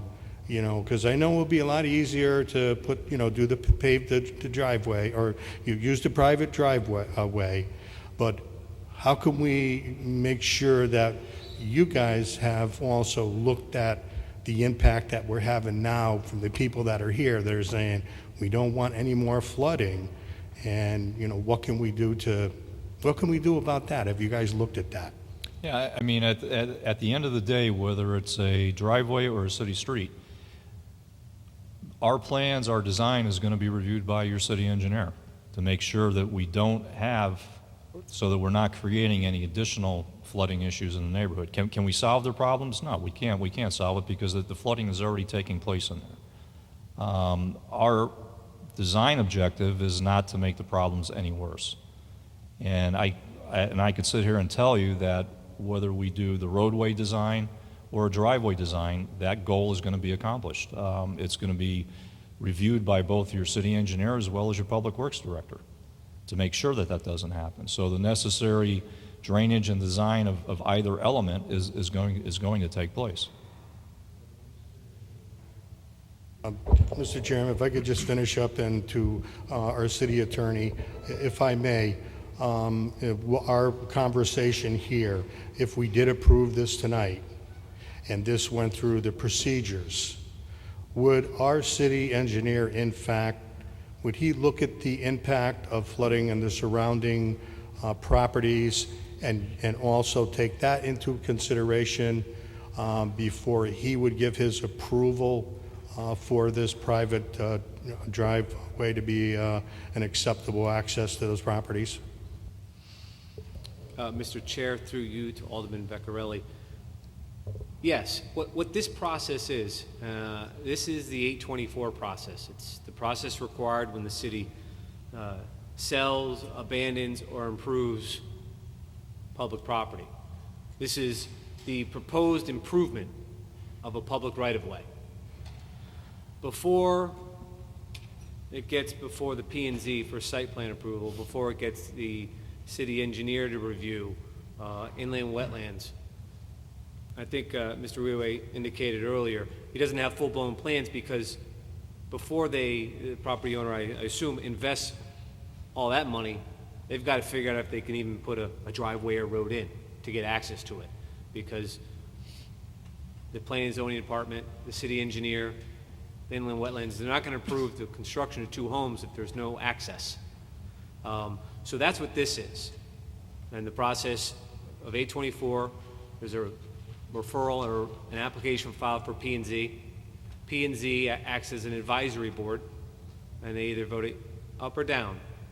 If it's down, then it requires 2/3 approval by the Board of Aldermen. If it's approved at P&Z, it requires your approval. So to your point, this is the first hurdle in a series of hurdles that the property owner would have to do to construct 2 homes on these lots.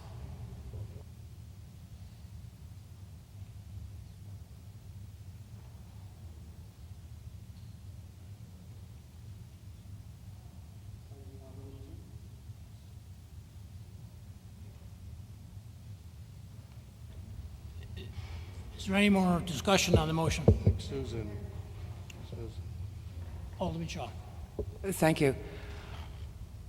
I think we're ready to move forward, but I would like to hear from the residents one more time, if there's any question they have. I mean, to me, and just so everybody knows, I know they know, I live on Point Beach Drive, so this is not new to me.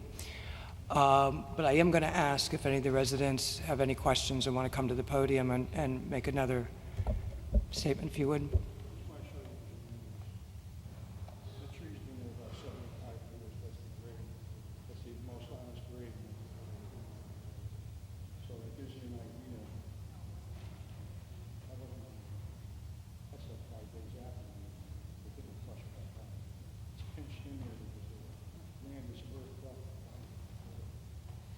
Excuse me, Mr. Chairman.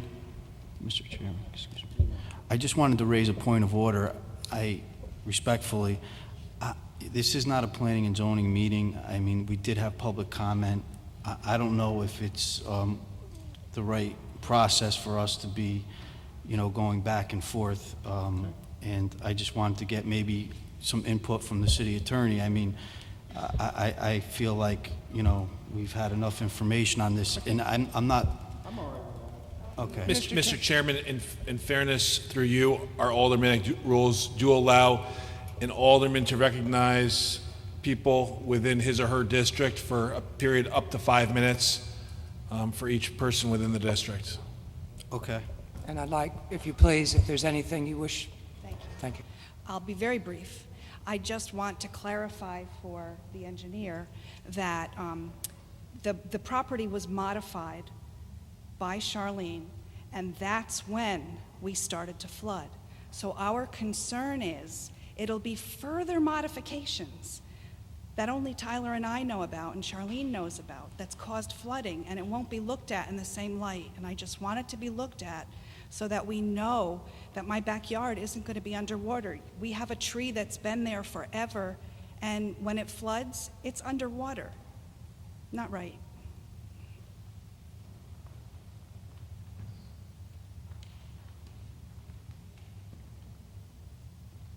You can see in this picture here, you guys have...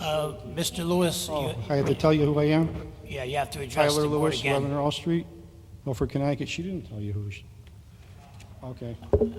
About that. That's But okay, When you Mr. Becker, come to the everything's podium, you need to you announce your name and address every time you come to the podium. Okay. Thank you. This is the first time since 1963 I've seen the flooding like this back there. I understand we've had a lot of storms and stuff. This particular picture here is almost a week after the storm before the last big storm. There's a grading issue. That's all that needs to be handled here. The amount of piece of my property that's actually flooding is very small. Actually, Charlene's property is more impacted than mine, as you can see in this picture.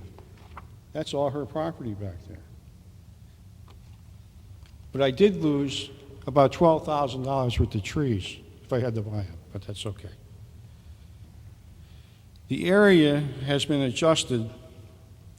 The lots, Westmore Road, I think I can tell you the contractors that did the grading there, but I'm not going to bother with it. But in the lots you're talking about constructing on, they've been scraped off. And what has happened when you scrape it off down to the earth, it's become loaded with Japanese knotweed. And Japanese knotweed is a root plant that goes 3 meters down. And what it does is it builds up, dies, builds up, dies, builds up, and dies. So the area is earth. They call it earth. And that's what, if you look at all the pictures that I have, you can see it's pinched in there. It's created a bowl. And it's over the period of years. I know that's going to be probably removed when they do the construction. All I'm asking for is that we do the contour grading to make sure we're not going to have that flooding anymore back there. At least it has a place to go. This is several days afterwards, just because this is now higher over here.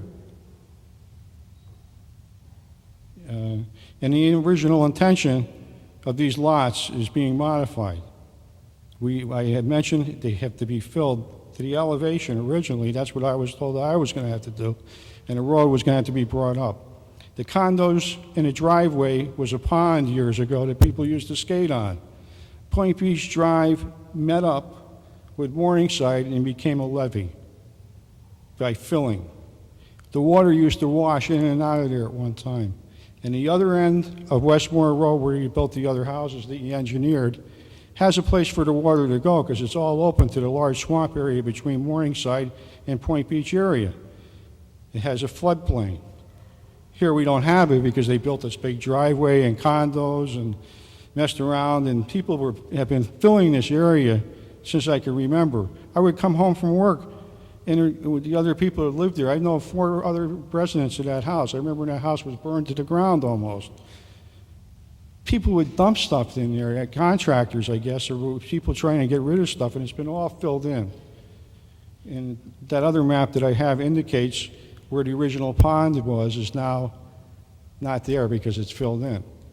And that's on that map that I gave you. Other than that, that's all. I mean, I could pick my shed up and I could fill that area in there maybe 10 inches and I won't have any water. But she's going to, right along where those houses are going to be built in her backyard, is going to be, I saw it 3 feet deep over in there. I have pictures to prove it. And that's because that area is built up in there. And it can't get it out. Thank you. My name's Tim Runyon. I live at 21 Earl Street. There's 3 concerns that I have as opposed to putting a driveway in as to a road. I've been in EMS for 16 years. The regular width of an ambulance, type 2 ambulance, is a regular van, is almost about 8 feet. You want to give yourself 16 feet. If somebody parks on the side of that road, I don't know how you're going to get into that house. Okay, you're going to take patient care into consideration for that as well. Fire department can come down with hoses. That's not an issue. An ambulance can't get down the road unless you want people tracking down the street with stretchers. Okay, patient care should be #1 priority. Okay, the second one I have is mayor's going to put in new garbage cans per his video we saw, and you need to have how many feet between each garbage can? 4 feet. You have 2 houses there, that's 4 cans. Where are all those cans going? Going on the front of the road on Point Beach Drive? And I wouldn't want it that thought. I don't live on that side, but I wouldn't want it. It looked like a condominium complex. I wouldn't like it. That's not what Milford's about. Okay.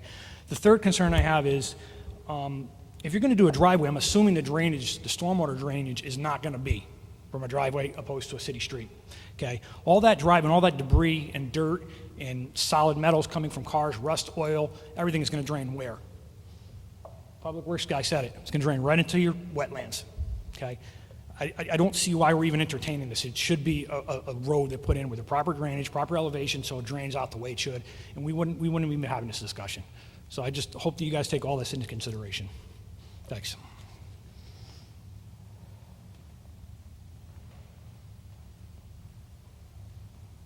Is there any more discussion on the motion?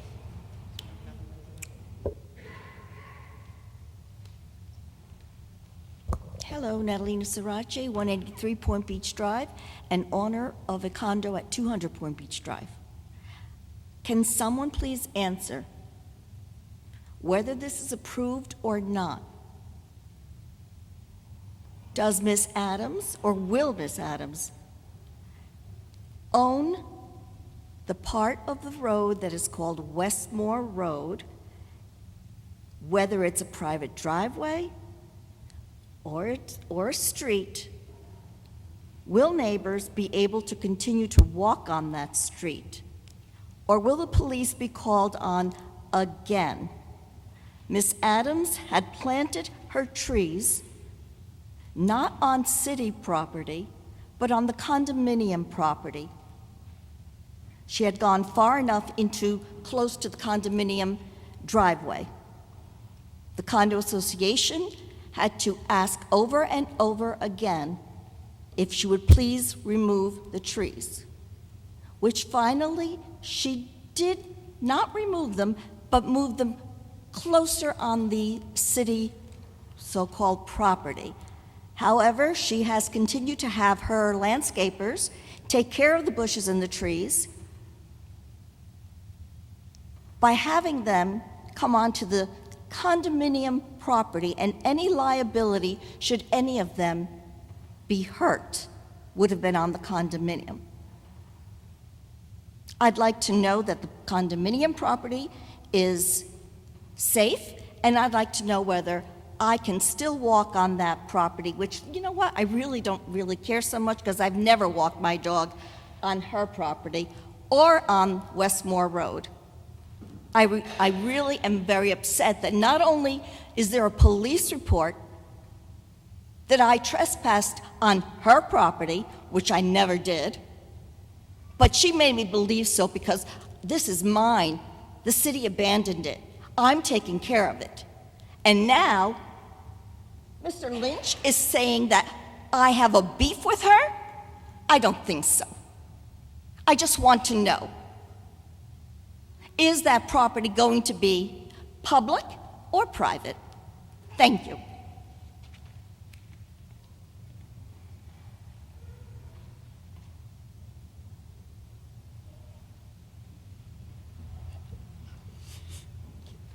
Let the city attorney take care. Alderman Smith. Thank you, Mr. Chairman. Is there a motion on this? We have a motion before us in a second. Yeah, I'd like to ask. before we take it for a vote, Mr. Alderman Smith, I'm going to ask Alderman Beccarelli to repeat it because it's been quite some time since we heard it last. Is there any more discussion on the motion?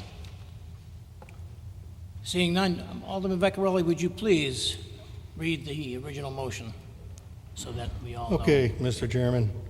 This is a 8G on our agenda. Board of Aldermen approval is requested pursuant to the recommendations of the Planning and Zoning Commission pursuant to 8-24 of the Connecticut General Statutes to allow the owners of 262 Point Beach Drive and 16 and 20 Westmore Road to construct driveway access within the right-of-way of Westmore Road, subject to the attached agreement, and to authorize the city attorney and mayor to take all steps necessary, including signing all documents to effectuate said agreement. That is what the motion is, and there is also supplement information that tells all of us, we've read it already, that says what the agreement basically is on that right-of-way. Thank you, Alderman Vecchiarelli. You all heard the motion. All in favor? Opposed? No. Roll call vote, Madam Secretary, please. Alderman Anderson? Yes. Alderman Bevan? Yes. Alderman Casey? Yes. Alderman Gurman? Yes. Alderman Gennatasio? Yes. Alderman Golden? Alderman Grant? Yes. Alderman Hardiman? Alderman Shaw? Alderman Smith? Yes. Alderman Vecchiarelli? Alderman Vitro? Alderman Vitale? Before I vote, I would like to just say that I think we have a checks and balance system within the city and would only fervently recommend that the people who spoke tonight follow this up wholeheartedly with your concerns. Having said that, I vote yes. 12-1. The vote was 12-1. Motion.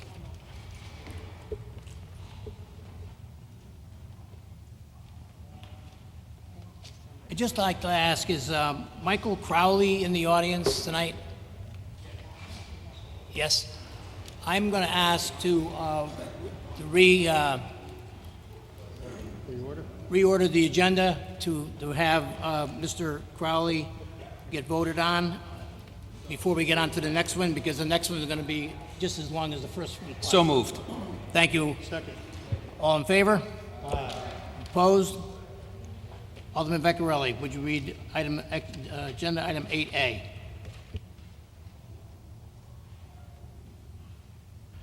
Mr. Chairman, I move to approve the request for the appointment of Michael J. Crowley of 40 Anchorage Drive as a member of the Milford Economic Development Commission to fill the present vacancy, 4-year term expiring 12/31/16.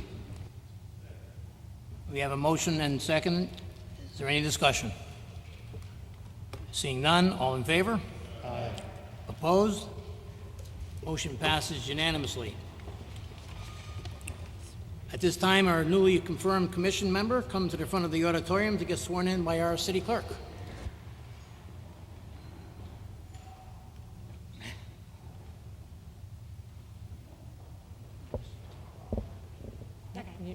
You just need to raise your right hand, please. Do you solemnly swear or sincerely affirm that you will uphold your duties and responsibilities as a member of the Economic Development Commission for the City of Milford to the best of your ability, so help you God, or under the pain or penalty for perjury or false statement? Congratulations.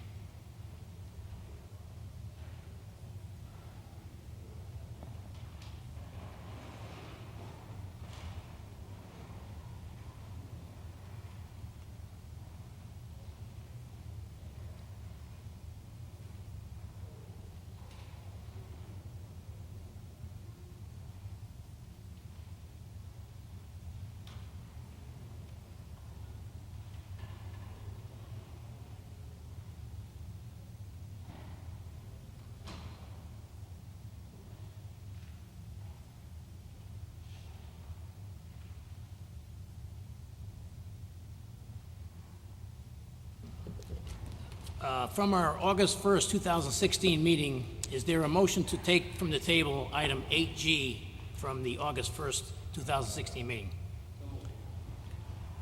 All those in favor? Opposed? Okay, is there any more discussion on that motion? Alderman Vecchiarelli. Mr. Chairman, I've looked over what we have handed here in front of us, and it looks as though we have exactly the same thing in front of us right now that we had in front of us, was it 2 months ago, at our June 10th meeting, something like that. And I realized that the different city agencies have basically approved this plan.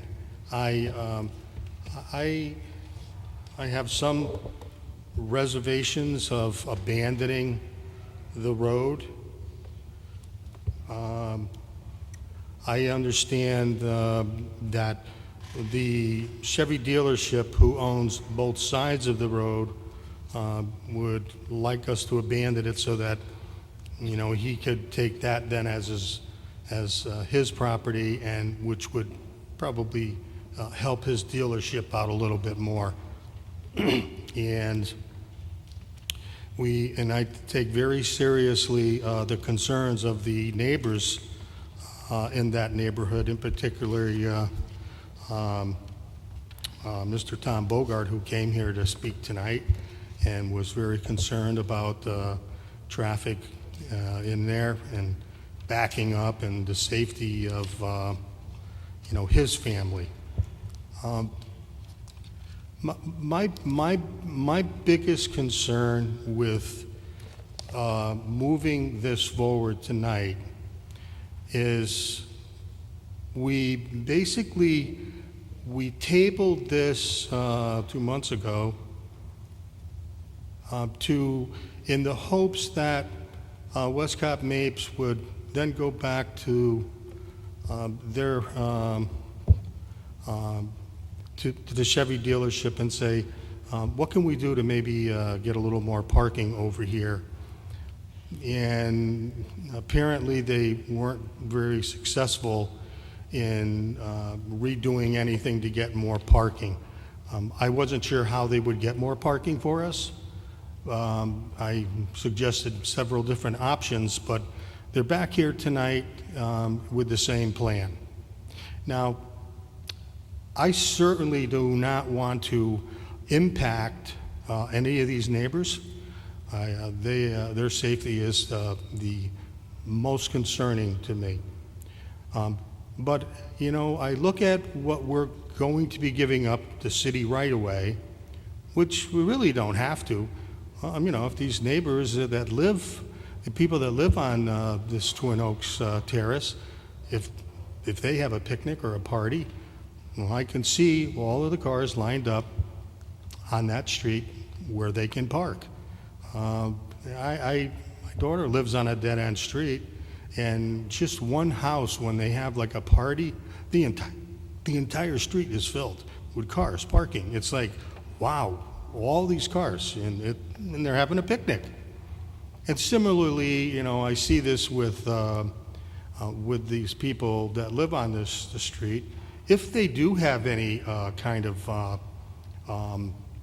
parties or whatever, they're going to need parking for their friends and stuff. And they're now using the street and their driveways, and, you know, it works. So does the restaurant Lassie's. They probably have 80 some odd seats in their restaurant. And if you figure, you know, 2 people a car, their restaurant their parking would only cover half of what they could really hold in there. And I know I've been in there at times where it's been packed, either maybe from a funeral or whatever, but, you know, there's parking all over. and the street is where they park after the parking lot is full. So the parking is the whole question here. What do we do about the parking? And for the safety of the neighborhood, and for the aggravation of people parking in front of their houses, and also, I suppose you could take a restaurant that's been there 54 years, who now no longer has the Knights of Columbus that I think they were able to, people were probably able to park there quite often. So when I look at the plan and it's come back exactly the same as it was, and we tabled it in the hopes that, it would come back with some additional parking, my thought was then, and it is now, that this abandonment of this street has got to be probably 40 feet wide by almost half the circle. And so that is quite a bit of property that the Chevrolet dealership is going to get, and it's going to take care of them a little bit better. But it also takes away quite a few parking spaces on that entire street that we now would give to them. And I thought that, geez, if they're getting 40 feet by God knows how many hundreds of feet, that why wouldn't they be able to give us a little of their property, not the right-of-way that we already own to put these 11 parking spaces. They're not giving us any of their property that they own. We're just putting these spaces into the right-of-way that we currently own. Why couldn't they give us a little bit of their property? So we give them 40 feet. Why can't they give us 10 feet? And they don't have to give us in hundreds of feet, but if they gave us, 10 by 20, we would be able to put an adequate number of parking spaces there, which would then allow people to park there and not go and park on the street in front of all these houses, and which would also help to accompany the full capacity that the restaurant there has. As I say, in the past, this area was much different. I've been in Milford my whole life. I grew up here and been here my whole life. And I remember that where the parking lot is now for these cars was a trailer park. And over where the car dealership is, they had a hamburger, hot dog, and a breakfast facility. And it was very dynamic, and there was a lot of parking going on over there. This whole area has changed now. And I'm very disappointed that we still have just the 11 spaces, and there is absolutely no difference in this plan here that has come before us than there was 2 months ago. And it's like, so my opinion, it really is that, well, if you want us to abandon that road for you, to give you that space for your business, why can't you give us more parking over there for these people? We don't have to put the parking in front of their houses, and this should be a no-brainer because, he's really in a win-win situation here. And so I don't think it's a lot to ask, and I would hope that if we vote this down, then we're going to start a whole new process where, they got to redo an application and this, that, and the other thing. We really had hoped to kind of avoid that. But they bring us right back here to putting this before us, and I want to be good to the people that live over there. I want to be fair to the citizens of Milford to see that if we're going to abandon this street for the dealership, then as has been said, how about putting a little skin in the game? How about giving us a little bit of your property, a sliver of what we need to put some more parking spaces down there compared to what we're going to give up for you? Because it makes no sense. And the only time that we're going to have to do this is now. If we don't get those parking spaces now, we will forever not have them, and in my opinion, the people that live on Twin Oaks will continuously have people parking in front of their houses. And I'm not in favor of that, and we certainly will lose a hell of a lot more parking by giving up that street than these 11 spots here. And especially the 11 spots, they're not giving us that we own that anyway. That's our public right of way. So I don't want to keep going, but those are my thoughts on this. I really can't support this the way it is, and I'm very disappointed that we have no more than the 11 spots than we had 2 months ago. Thank you. Any more discussion on the motion? Alderman Casey. Thank you. Through you, I do agree with some of Alderman Vectorelli's sentiments. I think I'm ultimately going to vote in favor of this, but I do express my disappointment that, it was nice that, the dealership is getting a lot of parking spaces from this abandoned road. It purchased it. It was a road. It was existing. It's getting a benefit, and it did discuss it with the neighbors, but I mean, it could have brought Lassie's to the table more to discuss how they're going to make something work for the benefit of the other abutting neighbors, the neighbor in the community. And I didn't really see that done. I'm just disappointed. I'm not going to kill it over this because it is going to be, I guess, a benefit to the area. But other than just expressing my disappointment, I guess I really can't say much. And I just wish that at the onset that, it could have been more neighborly to deal with the reality of the restaurant being there and parking. And I just didn't see that. And that's my commentary. I think I'm ultimately going to vote in favor of it, but it's just something that I wish would have been addressed better. Alderman Vitale. Thank you, Mr. Chair. Through you.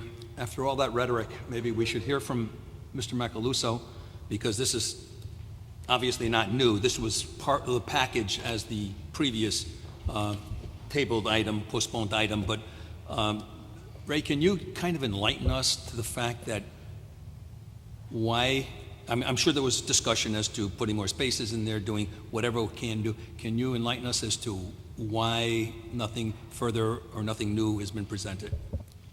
Mr. Chairman, yes. Raymond A. Macaluso, I'm the owner of Westcott Mapes with offices at 142 Temple Street in New Haven, and I represent Chevrolet of Milford. The day after the Board of Aldermen meeting, I set up a meeting with the police department, Sergeant Kraniak and Lieutenant Chilla. I asked them, can we put any more parking spaces in on Twin Oaks? They looked at it and they said no. Tonight I have a memo from the PD that basically denied that request to add additional parking spaces on Twin Oaks. The Chevrolet of Milford owners, when we first looked at this, did not have 11 spaces. There was no parking spaces within the right-of-way. We met with Mr. Rourke. He asked, is there some way to do it? We accommodated Mr. Rourke by putting in the parking spaces.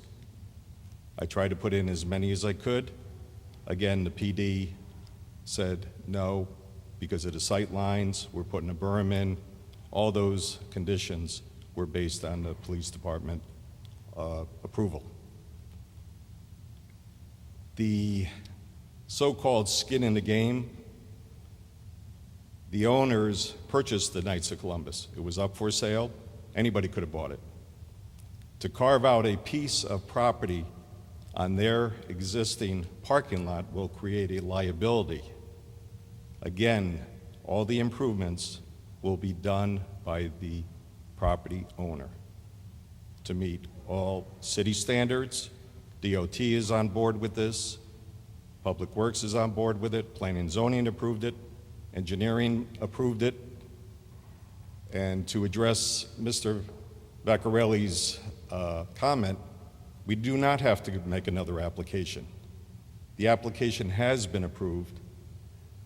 All we would have to do is finalize it and engineer it and submit it with no cul-de-sac, put in the proper buffer on the Knights of Columbus property. So I think, again, and my direction by my client is, as Mr. Bogart said, there's two options, A and B. A, keep it the way it is, or B, he'll do all the improvements, he'll do everything he can. He tried to meet with all the neighbors, talk to Mr. Rourke. He's not trying to put anybody out of business, but he can't take the liability, he can't cut his piece of property out. The property he bought when he put in Chevrolet in Milford, he donated 1 acre in the back of land, which he didn't have to do, but he did do that for the people that were on Sycamore to give open space. Nobody's taking care of it, it's overgrown.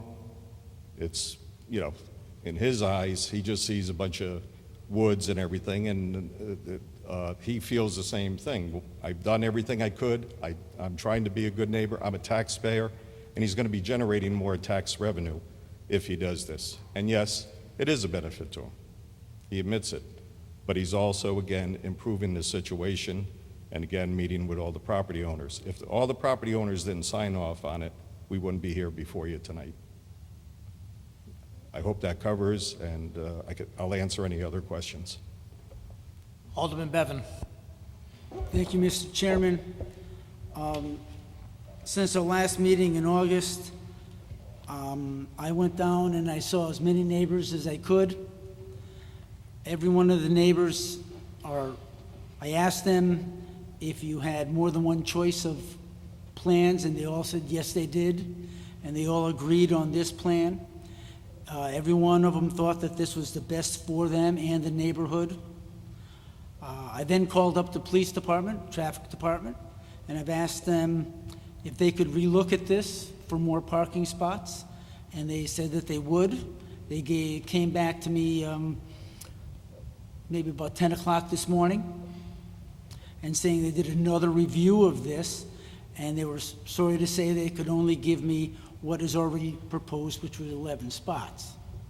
So the problems that I had last meeting, in my opinion, have been resolved. I wanted to make sure that the neighbors were really happy with this, and the neighbors had multiple choices, to which we were told. I went back to the police department a second time, and again, they went back and looked at it under my suggestion, which was very nice of the traffic department to do that. The one thing that I want to make sure that everyone knows is on those 11 spots and the parking and the signage on the streets will be 2-hour parking.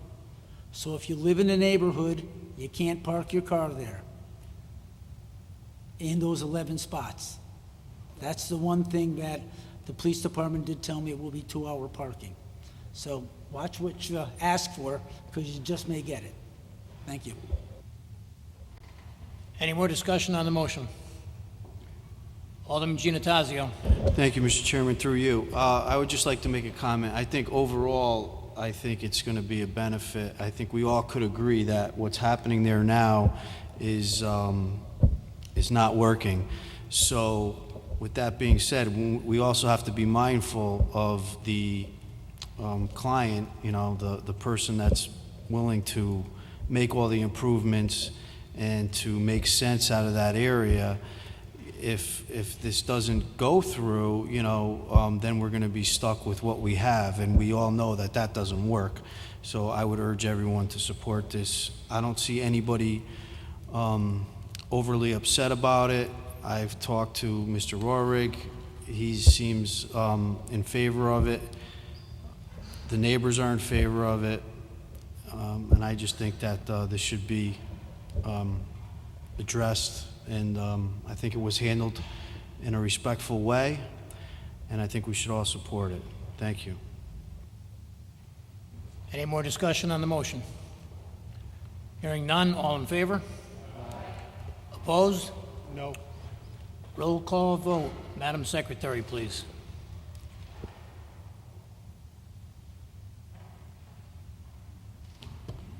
Alderman Anderson? Yes. Alderman Bevan? Yes. Alderman Casey? Yes. Alderman Gurman? Yes. Alderman Giannattasio? Yes. Alderman Golden? Yes. Alderman Grant? Yes. Alderman Hardeman?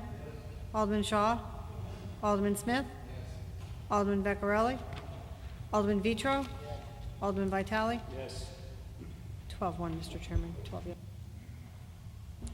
Vote was 12-1, Madam Secretary. Thank you. Alderman Veccarelli, agenda item 8B.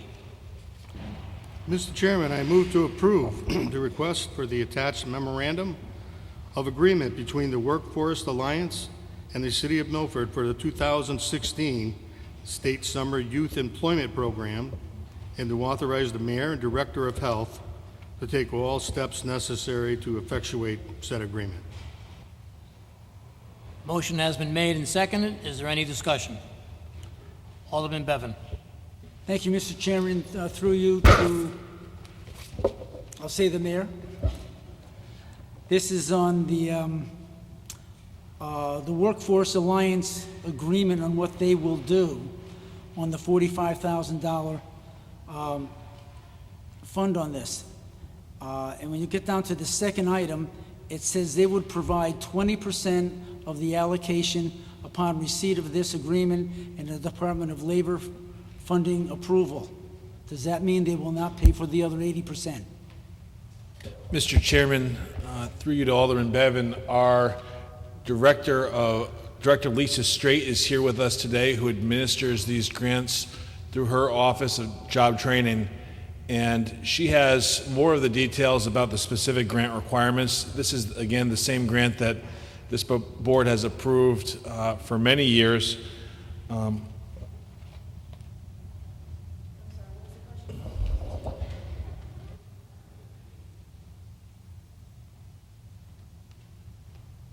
Lisa Straight, Employment and Training.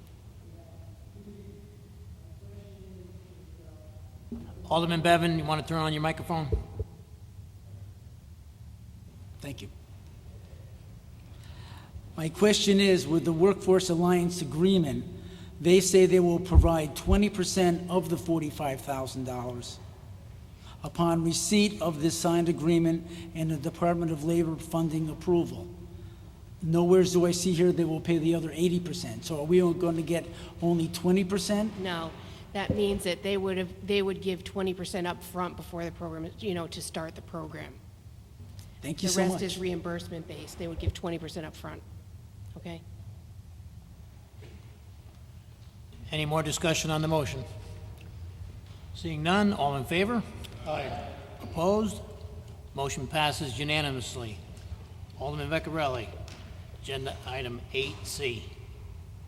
Mr. Chairman, I move to approve the request for the attached memorandum of agreement between the Workforce Alliance and the City of Milford for the 2016 DCF Summer Youth Employment Program, and to authorize the Mayor and the Director of Health to take all necessary steps to effectuate the said agreement. Motion has been made and seconded. Is there any discussion? Seeing none, all in favor? Aye. Opposed? Motion passes unanimously. Alderman Veccarelli, agenda item 8D. Mr. Chairman, I move to approve the request for the attached resolution regarding the establishment of accounts related to Orange Ave Fields recreational fee. Motion has been made and seconded. Is there any discussion? Seeing none, all in favor? Aye. Opposed? Motion passes unanimously. Alderman Veccarelli, agenda item 8E. Mr. Chairman, I move to approve the request for the attached commercial credit card account agreement between Bank of America and the City of Milford, and to authorize the Mayor, the Finance Director, and the City Attorney to take all steps necessary to effectuate said agreement.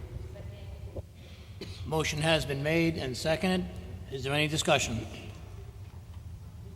Alderman Giannattasio. Thank you, Mr. Chairman. Through you to the Finance Director. Good evening. My question is, would you know the limit on this credit card, and can you share with us who the credit card holder will be?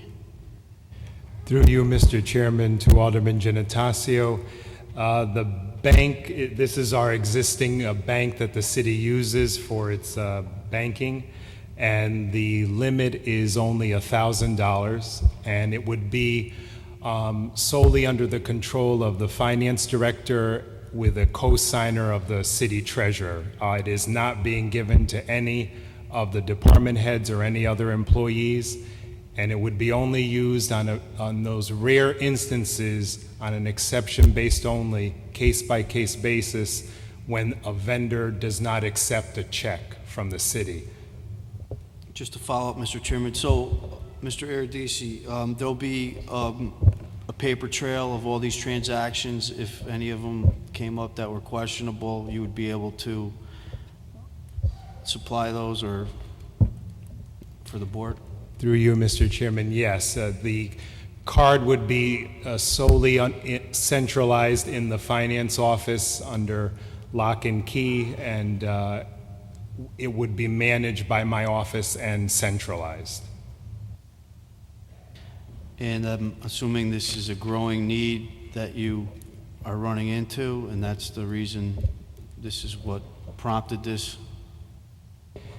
Through you, Mr. Chairman, yes. For many years, we've been resistant to applying for such a card, but to give you an example, the director of MIS, Jean, every year she has a few, I believe they're registrations or domain licenses that she has to have the city pay for, and the vendors do not accept a check. So we've been having either Jean or sometimes members of her staff having to charge their personal credit card, and every year it's become an issue, and it's just hard to, to continually rely on employees to have to put it on their personal card. So we thought this would be the prudent approach rather than go to a purchasing card system, which I believe was referred to in the public commentary.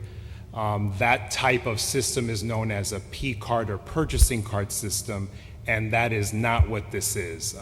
I don't think, I just want to clarify that for the board. Thank you. Thank you. Alderman Vitale. Thank you, Mr. Chair. Through you to the Finance Director. Number one, would there be amounts exceeding $1,000? And if so, how is that covered, number one? Number two, is that charge going to be paid off every 30 days, and what's the interest on it if it's not? Through you, Mr. Chairman, no. If something exceeded $1,000, we would not approve it without further review and consideration of this board. I would also add that, like I said earlier in my comments, we want to use this card as in rare circumstances, so it's not something that's going to be used widely by the departments. It's only limited to those departments, particularly the IT department, that has these handful of fees that have to be paid on a yearly basis, and the vendor only accepts a credit card. And according to Jean, they're well under $1,000. And the interest, and how quickly is it paid back? Well, I would imagine, just like with many personal credit cards, we would attempt to pay this on a monthly basis immediately and not have to incur finance charges. If not, what are the finance charges? If it's not mentioned in this agreement, it would probably be mentioned once the card application is reviewed and signed for. I'm not aware of what the finance charge is at this time.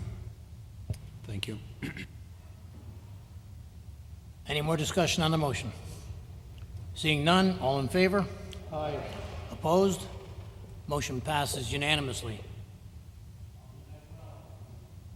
Agenda item 8F.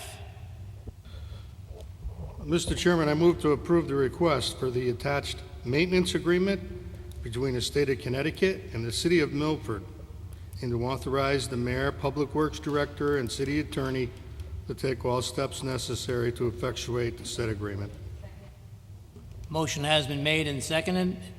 Is there any discussion? Alderman Bevan. Thank you, Mr. Chairman, through you to the mayor. As I'm reading this, if I understand this right, is this a continuation of the fake brickwork that we've done on Daniel Street? Yes, to many people, including my own chagrin, the state is taking a little bit longer than anyone would like to repave New Haven Avenue. They should have the street done within the next week, but it has, again, taken too long to mill and pave that street. When that street is complete, it is the proposal of the City Public Works Department through a state grant similar to what we had for the Daniel River Street sidewalks, or I'm sorry, the pedestrian crosswalks, to put that inlaid high visibility brickwork in. Again, it's a safety issue. We are going to propose that for 4 crosswalks where River Street, New Haven Ave, Factory Lane, and Broad Street meet. We're also looking to place one of those down the stretch a little bit on New Haven Avenue at the end of Founders Walk. As a follow-up, Mr. Chairman, approximately how much does it cost to put each one in? It's by the square foot, and I believe it's approximately $15 a square foot. So it's a significant investment. Again, we do have a state grant that will fund this, but it is a significant investment.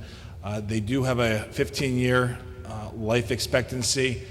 There are some examples of surrounding towns where this particular inlay has withstood the snow plows, the heat, for the past 9 or 10 years. So we at least have an example of this brickwork being in place and durable enough to withstand 9 or 10 years worth of hard use. Thank you. One more statement, Mr. Chairman. Mr. Mayor, you brought up the fact of safety as a unofficial observation that I've made. One being today, out of 100 cars coming down Daniel Street, 96 did not stop at that stop sign or that intersection. 8 did not stop for pedestrians standing in the crosswalk. Only 4 of the 100 did actually stop. 2 of those were for pedestrians and 2 were for the stop sign. Prior to that, in June, of 100 cars, 95 of them did not stop for any reason, and 4 stopped for pedestrians and 1 stopped just for the sign. So as far as the safety reason, I don't believe those are helping out in our safety in downtown, but I do feel that they are a good attraction for the city to put in. It will make the whole town look better down in that area, and I'll be approving this. Thank you, Alderman Bevan. Through you, you hit the nail on the head. We are trying to locate these high visibility crosswalks in the area where there's lots of pedestrian activity, in areas where there have been past reports and past instances of traffic hazards and pedestrians being unsafe. The area where River Street is and Daniel Street is an example of one of our most heavily used pedestrian passways where there are lots of traffic issues. Will this solve everything? Can we guarantee? Absolutely not. But again, we're trying to make improvements. We're trying to enhance public safety. This is not going to be the cure-all, the panacea, but it will improve pedestrian safety. You asked about the price of these crosswalks. There is no price on public safety. Thank you, Mr. Chairman, and thank you, Mr. Mayor. Thank you, Mr. Mayor. Any more discussion on the motion? Seeing none, all in favor? Aye. Opposed? Motion passes unanimously. Alderman Vecchiarelli, agenda item 8G. Mr. Chairman, I move to approve the request for the attached allocation transfer number 1, the Vehicle Acquisition Program. Motion has been made and seconded. Is there any discussion?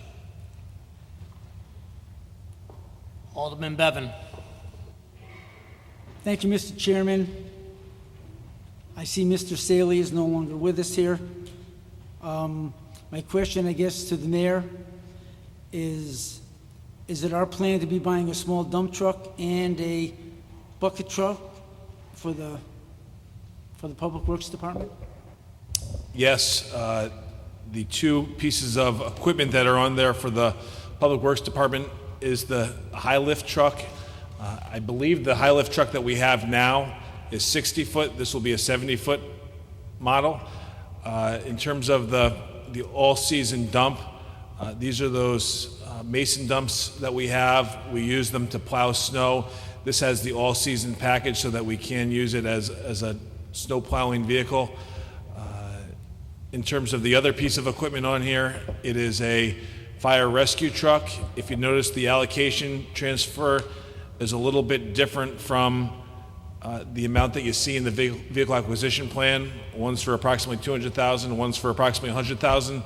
That $100,000 delta for that fire rescue truck is going to be made up from a grant through HUD.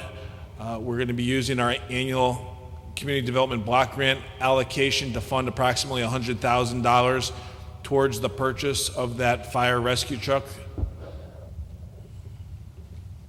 Thank you, Mr. Mayor. Thank you, Mr. Chairman. Any more discussion on the motion? Seeing none, all in favor? Aye. Opposed? Motion passes unanimously. Agenda item number 9, there is no other new business. Agenda item number 10, Mr. Alderman Chairman? Vecchiarelli. Mr. Chairman, could I bring something up under new business? Seeing that we have none, but something has come up since our last meeting. Well, if you bring it up under new business, we have to vote on it. It's a two-thirds vote to bring it up under new business. What is it, Alderman Bedford? I'm concerned about the new garbage containers that we've purchased. We heard from the Director of Public Works that no cans would be purchased unless it came through the Board of Aldermen, and they were purchased without coming through the full Board of Aldermen. That's my statement. Mr. Chair, through you, instead of new business, and again, this is just semantics, but when we get to the reports of the standing committees, perhaps we could bring this up through the Public Works Committee, if that would be the pleasure of Alderman Bevan. That would be perfect. Thank you, Mr. Mayor.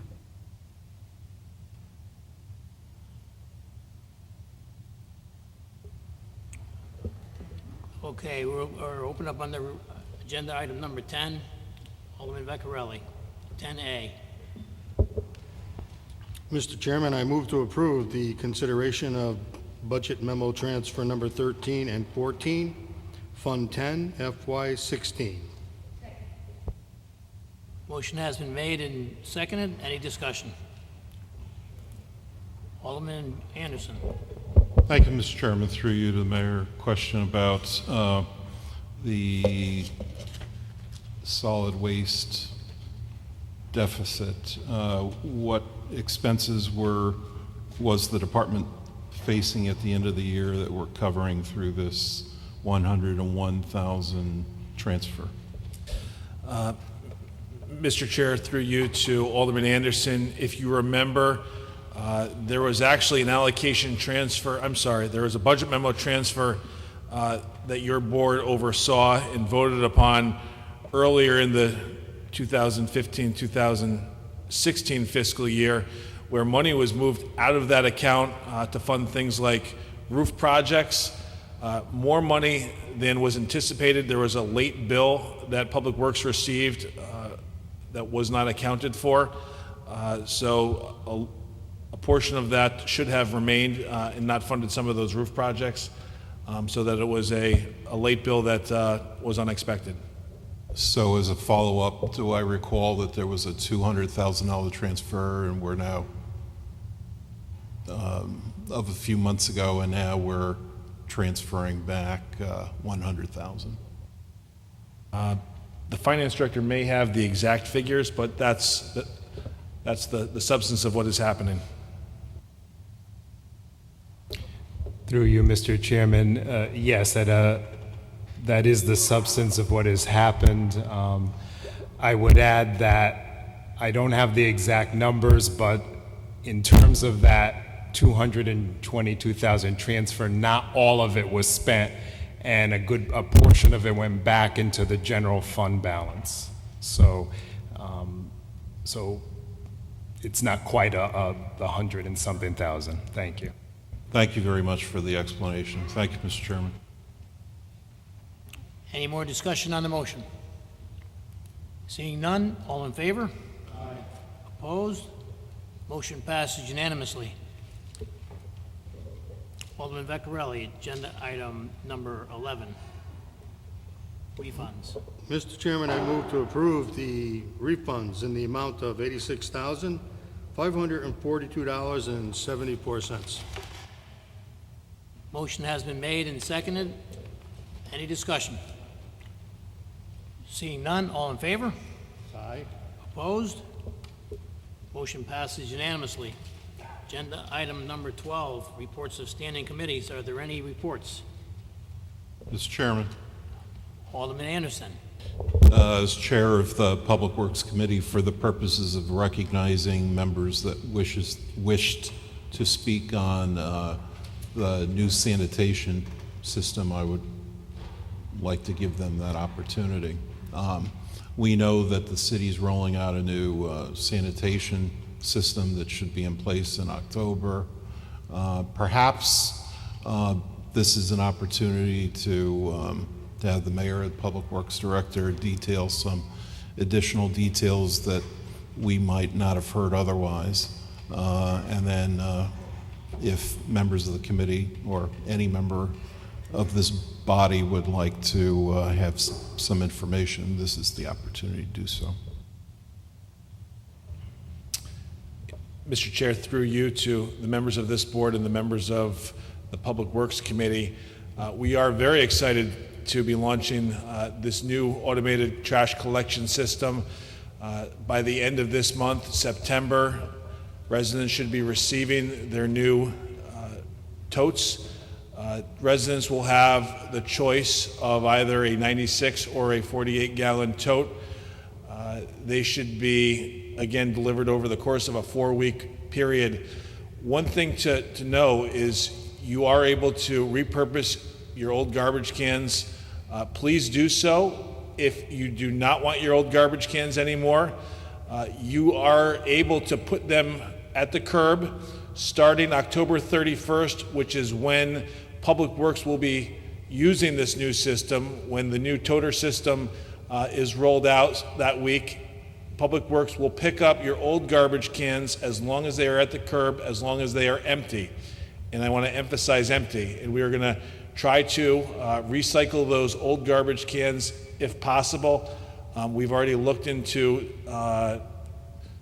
some recycling systems for the old garbage cans. Again, some garbage cans may be beyond our ability to recycle because they are too soiled, etc. But we have looked into that. It's going to be an exciting new system. We are asking residents to be patient, especially for the first month, because it's something new, something that we have done a lot of research on, a lot of investigation to how it's been rolled out in other communities that are similar to Milford. But Milford is unique. We have a lot of small streets. We've already identified those streets and those properties that are going to be difficult. We're going to have to make some adjustments to make sure that all toters are picked up in a reasonable manner, but our Public Works seems to be excited about the new system. It's going to be a more cost-efficient system. It's going to be safer for our city employees, and it's going to be a cleaner system for our residents. So I think that we will have some growing pains like any community with a new system, a new way of trash collection, but I think that once we get in the groove, it will be something that everybody appreciates, and I am hopeful that we have everybody's support, because I think it's going to be, again, a system that's going to benefit the city and the residents. Thank you, Mr. Mayor. Alderman Golden. Thank you, Mr. Chair. Through you to the mayor. Can I ask the mayor a question? How are people going to choose what garbage can that they want, what size? How is that decided? There is a toter hotline that we have. I don't have it in front of me right now, but we did put out a press release. It's on the city website for both the telephone number and for the email address. If you'd like a 48-gallon toter, please call that hotline or please email that address, and you will have a 48-gallon toter delivered to your property. We also have letters going out to all the residents with that information as well. So if they would like to request either a 48 or a 96-gallon toter, they can do that. It's also been in the local newspapers and publicized locally. Thank you, Mr. Mayor. Is there any more reports? And Mr. Chairman, to add on to Alderman Golden's question, we're going to continue over the course of the next month with additional resident information. We're going to publish more information. We have received some feedback of some questions from residents about things like placement of the tote at the curb, what type of objects or obstructions do they need to be careful of. We're going to have additional rollout of some of those answers that we've heard over the course of the last week, and try to make sure that all those questions that people have ahead of time are answered. We'll be publishing, I think, through our Everbridge system to make sure that we've saturated everybody with information. We're going to issue some additional press releases and answers to the frequently asked questions. Thank you, Mr. Mayor. Any more standing committee reports? Alderman Gurman. Thank you, Mr. Chairman. Through you to the mayor. Can you just explain how many of each toters were ordered? The 48-gallon and the 96-gallon, please? We have ordered approximately 1,500 of the 48 and 15,000 of the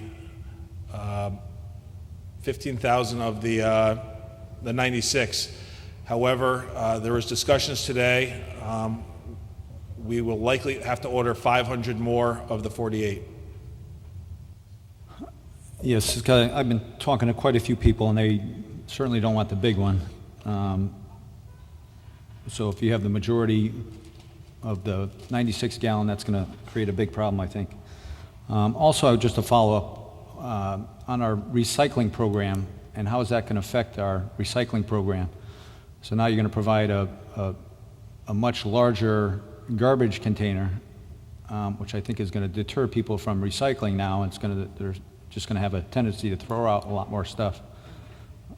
And I know we're trying to encourage more recycling. I think this is going to backfire just because they have that option to throw out more stuff. Can you explain that thought process? They don't have the option to throw out more. In fact, now they're limited to one bin. Before, they were allowed to throw out as many garbage cans as they could, as long as they were 42 gallons each. So it does have the incentive to bring that back. We are, as the second portion of this garbage and recycling rollout, we do have enhanced recycling. The recycling committee, which I think you're on, has done a couple of good things. They ordered stickers, which we're going to be placing on all of the recycling bins. The last stickers that came with those bins are now outdated. Material that used to not be recyclable are now recyclable. Things like phone books, solid plastics, solid hard plastic like laundry baskets, and rigid toys that are like child's toys are now recyclable. They weren't back when the old stickers were distributed. Those will be coming out within the next couple of months. We have teamed up with Foreign High School and done some public service announcements. They've videoed some 2 and 3 minute public service announcements that we're going to roll out on MCAT and social media to encourage people to recycle and recycle appropriately. Because one of the issues that we have is appropriate recycling. A lot of people do fill their recycling tote now to the brim. That's fantastic. At this point, our recycling facility up in Shelton, Connecticut is taking the majority of that. However, we are bracing for that not to happen, that they reject loads, and that is going to be problematic. We want to make sure that the vast majority of what comes in our recycling bins is appropriate and accessible. We have far too many plastic bags in our recycling totes. That has to stop again, or we risk the possibility that our entire recycling load will be rejected at that recycling facility. So those are some of the things that through enhanced education, through enhancements of our recycling platform, we're hoping to do into the future. Alderman Gorman. And one follow-up. So if somebody has a 96-gallon tote and they have much more garbage and they fill that up, what happens at that point? They're going to have to recycle more and throw away less. We do have the ability for residents to take their additional materials to the transfer station during regular hours. So if it doesn't fit in that container, will the Public Works not pick it up? Is that? The only container that Public Works will pick up is the city-supplied tote. If you put a bag next to it, or if you put a personal garbage can that you purchased at Home Depot or Lowe's, Public Works will not pick it up. Okay, thank you. Alderman Grant. Thank you, Mr. Chairman. Through you to Mayor Blake. The large majority of residents that I've spoken to wanted a toter smaller than 96 gallons. The concern that I have is some people that may not see the announcement in the newspaper or see it on Facebook, they might receive the larger one by default and then find out from their neighbors in 2 weeks, a month later, and then want one of the smaller ones. How long of a time do people have to request the smaller one after receiving a larger one? We don't have a specific time frame set as of yet, but people will have the ability, even if they receive the 96-gallon tote, to switch out for a 48-gallon tote, at least for the time between they're delivered and Public Works starts picking those up on October 31st. There will actually be information, the phone number, the tote hotline, contact information, and the email address that I just mentioned. Those will actually come with a letter and more information on the tote that they can read through, and again, request a tote switch out to the 48-gallon. Thank you. Alderman Giannattasio. Thank you, Mr. Chairman. Through you to Mayor Blake. So, Mayor Blake, they're going to receive, most people are going to receive a 96-gallon. If they don't respond, that's what they're going to get, and then it's up to them to call and reach out for an exchange. So I understand that. But my question is, now, for the people that have a 96 and they have far too much garbage, you were asked the question, what do they do? And you answered by, they must recycle more. But I was under the impression that there was a cost for a secondary can. If they needed a can, that the residents would have to pay a fee if they continue to generate more garbage because of the size of the family. There was like a $90 fee, I believe it was, per year. Is that still part of this rollout policy?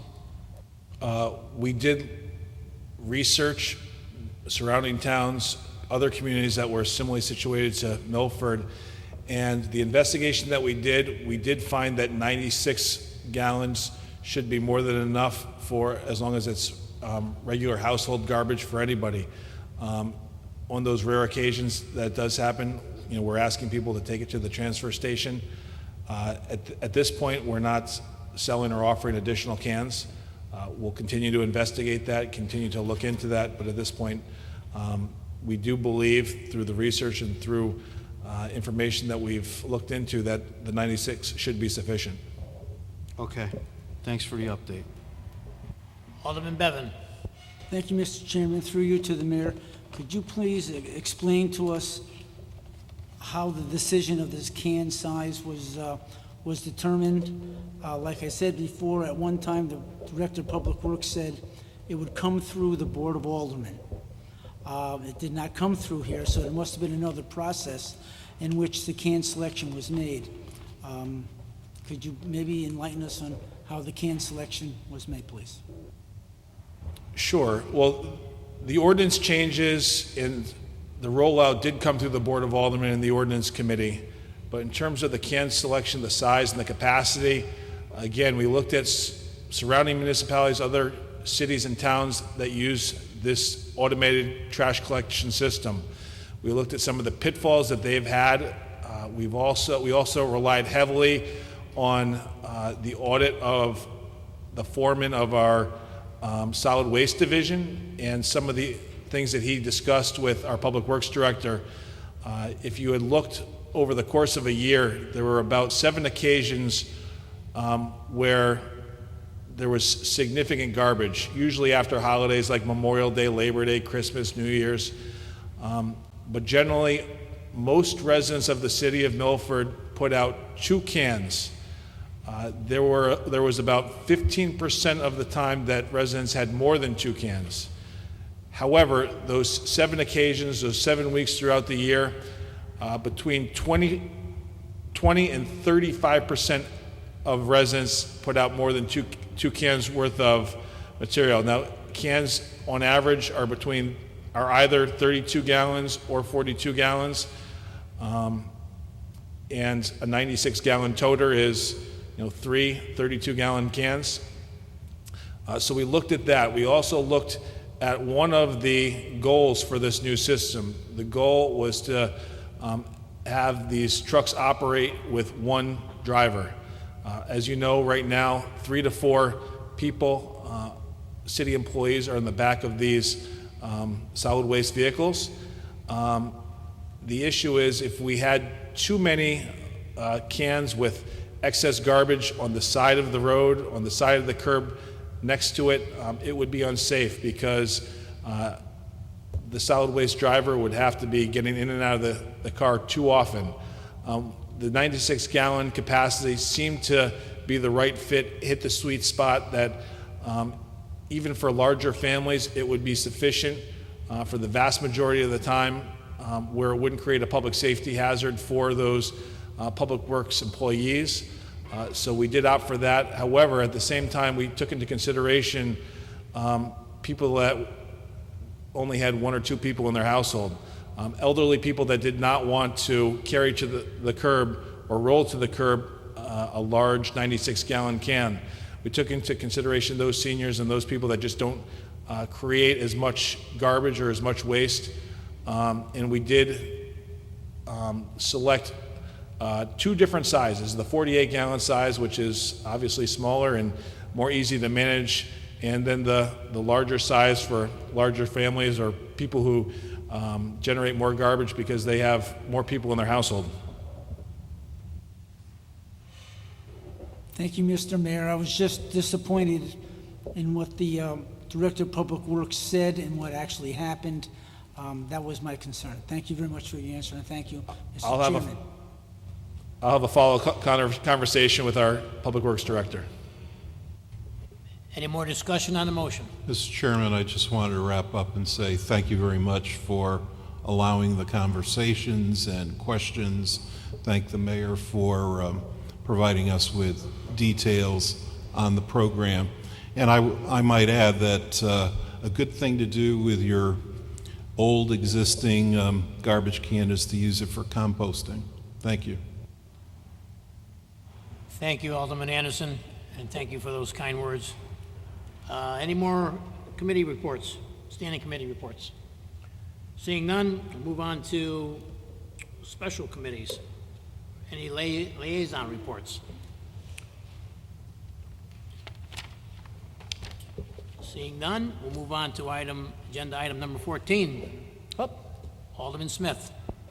Thank you, Mr. Chairman. Just real briefly, as the liaison, along with Alderman Grant, to the Library Board. Since our last meeting, the library has adopted the new bibliomation system. Actually, they've gone back to it. We used to have it years ago. This is a library consortium within the state that allows circulation to be monitored throughout the state and gives us access to some 70 other library systems. And it's a major transition because it takes in all of the circulation, reference, and data information and updates of the card catalog in one system. And it went fairly successfully thanks to the hard work of our library director, Chris Angeli, and her staff. On a related note, the library and if you remember last year, I did a little presentation on this mural that we found, that was found 30 years ago, used to hang in the old Central Grammar. It's Marion Mora and the committee of the Milford Permanent Arts Committee has put a long year in raising money and gathering interest to have it restored. That restoration has been done. And we have announced, as I should have sent to all of you tonight, an invitation on October 6th to the unveiling of it at Milford Public Library, 6:30 to 7:30. Refreshments will be served. You're all cordially invited to attend. And that's it. Thank you. Thank you, Alderman Smith. Next item on the agenda is number 14, executive session. I will entertain a motion to go into executive session to discuss 14A, consideration of settlement, Beach Village Rentals LLC versus City of Milford regarding 37, 39, 41, and 43 Naugatuck Avenue. Joining us in executive session for item 14A will be the Mayor, Ben Blake, City Attorney John Bircham, and City Assessor Dan Thomas. Is there a motion? So moved, Mr. Chairman.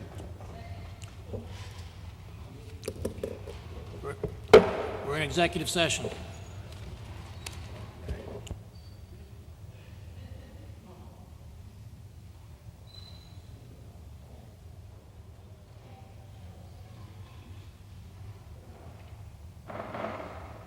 We are out of executive session. Alderman Vecchiarelli. Mr. Chairman, I make a motion to authorize the city to accept consideration of settlement of Beach Village Rentals, LLC, regarding 37 Naugatuck Ave, 39 Naugatuck Ave, 41 Naugatuck Ave, 43 Naugatuck Ave, in accordance with the recommendations of the city assessor and the city attorney as discussed in executive session. Motion has been made in second. Any discussion? Seeing none, all in favor? Aye. Opposed? Motion passes unanimously. I'd like to make an announcement just before we adjourn. Our regular scheduled meeting was going to be Monday on Columbus Day, October 10th, but we rescheduled it for Wednesday, the previous week, for Wednesday, October 5th. So the next scheduled Board of Aldermen meeting will be on Wednesday, October 5th. I'll be sending you an email to remind you anyways, but I just wanted to see if you could mark your calendars early. That's Wednesday, October 5th. Is there a motion to adjourn? So moved, Mr. Chairman. All in favor? Aye. Opposed? Meeting adjourned.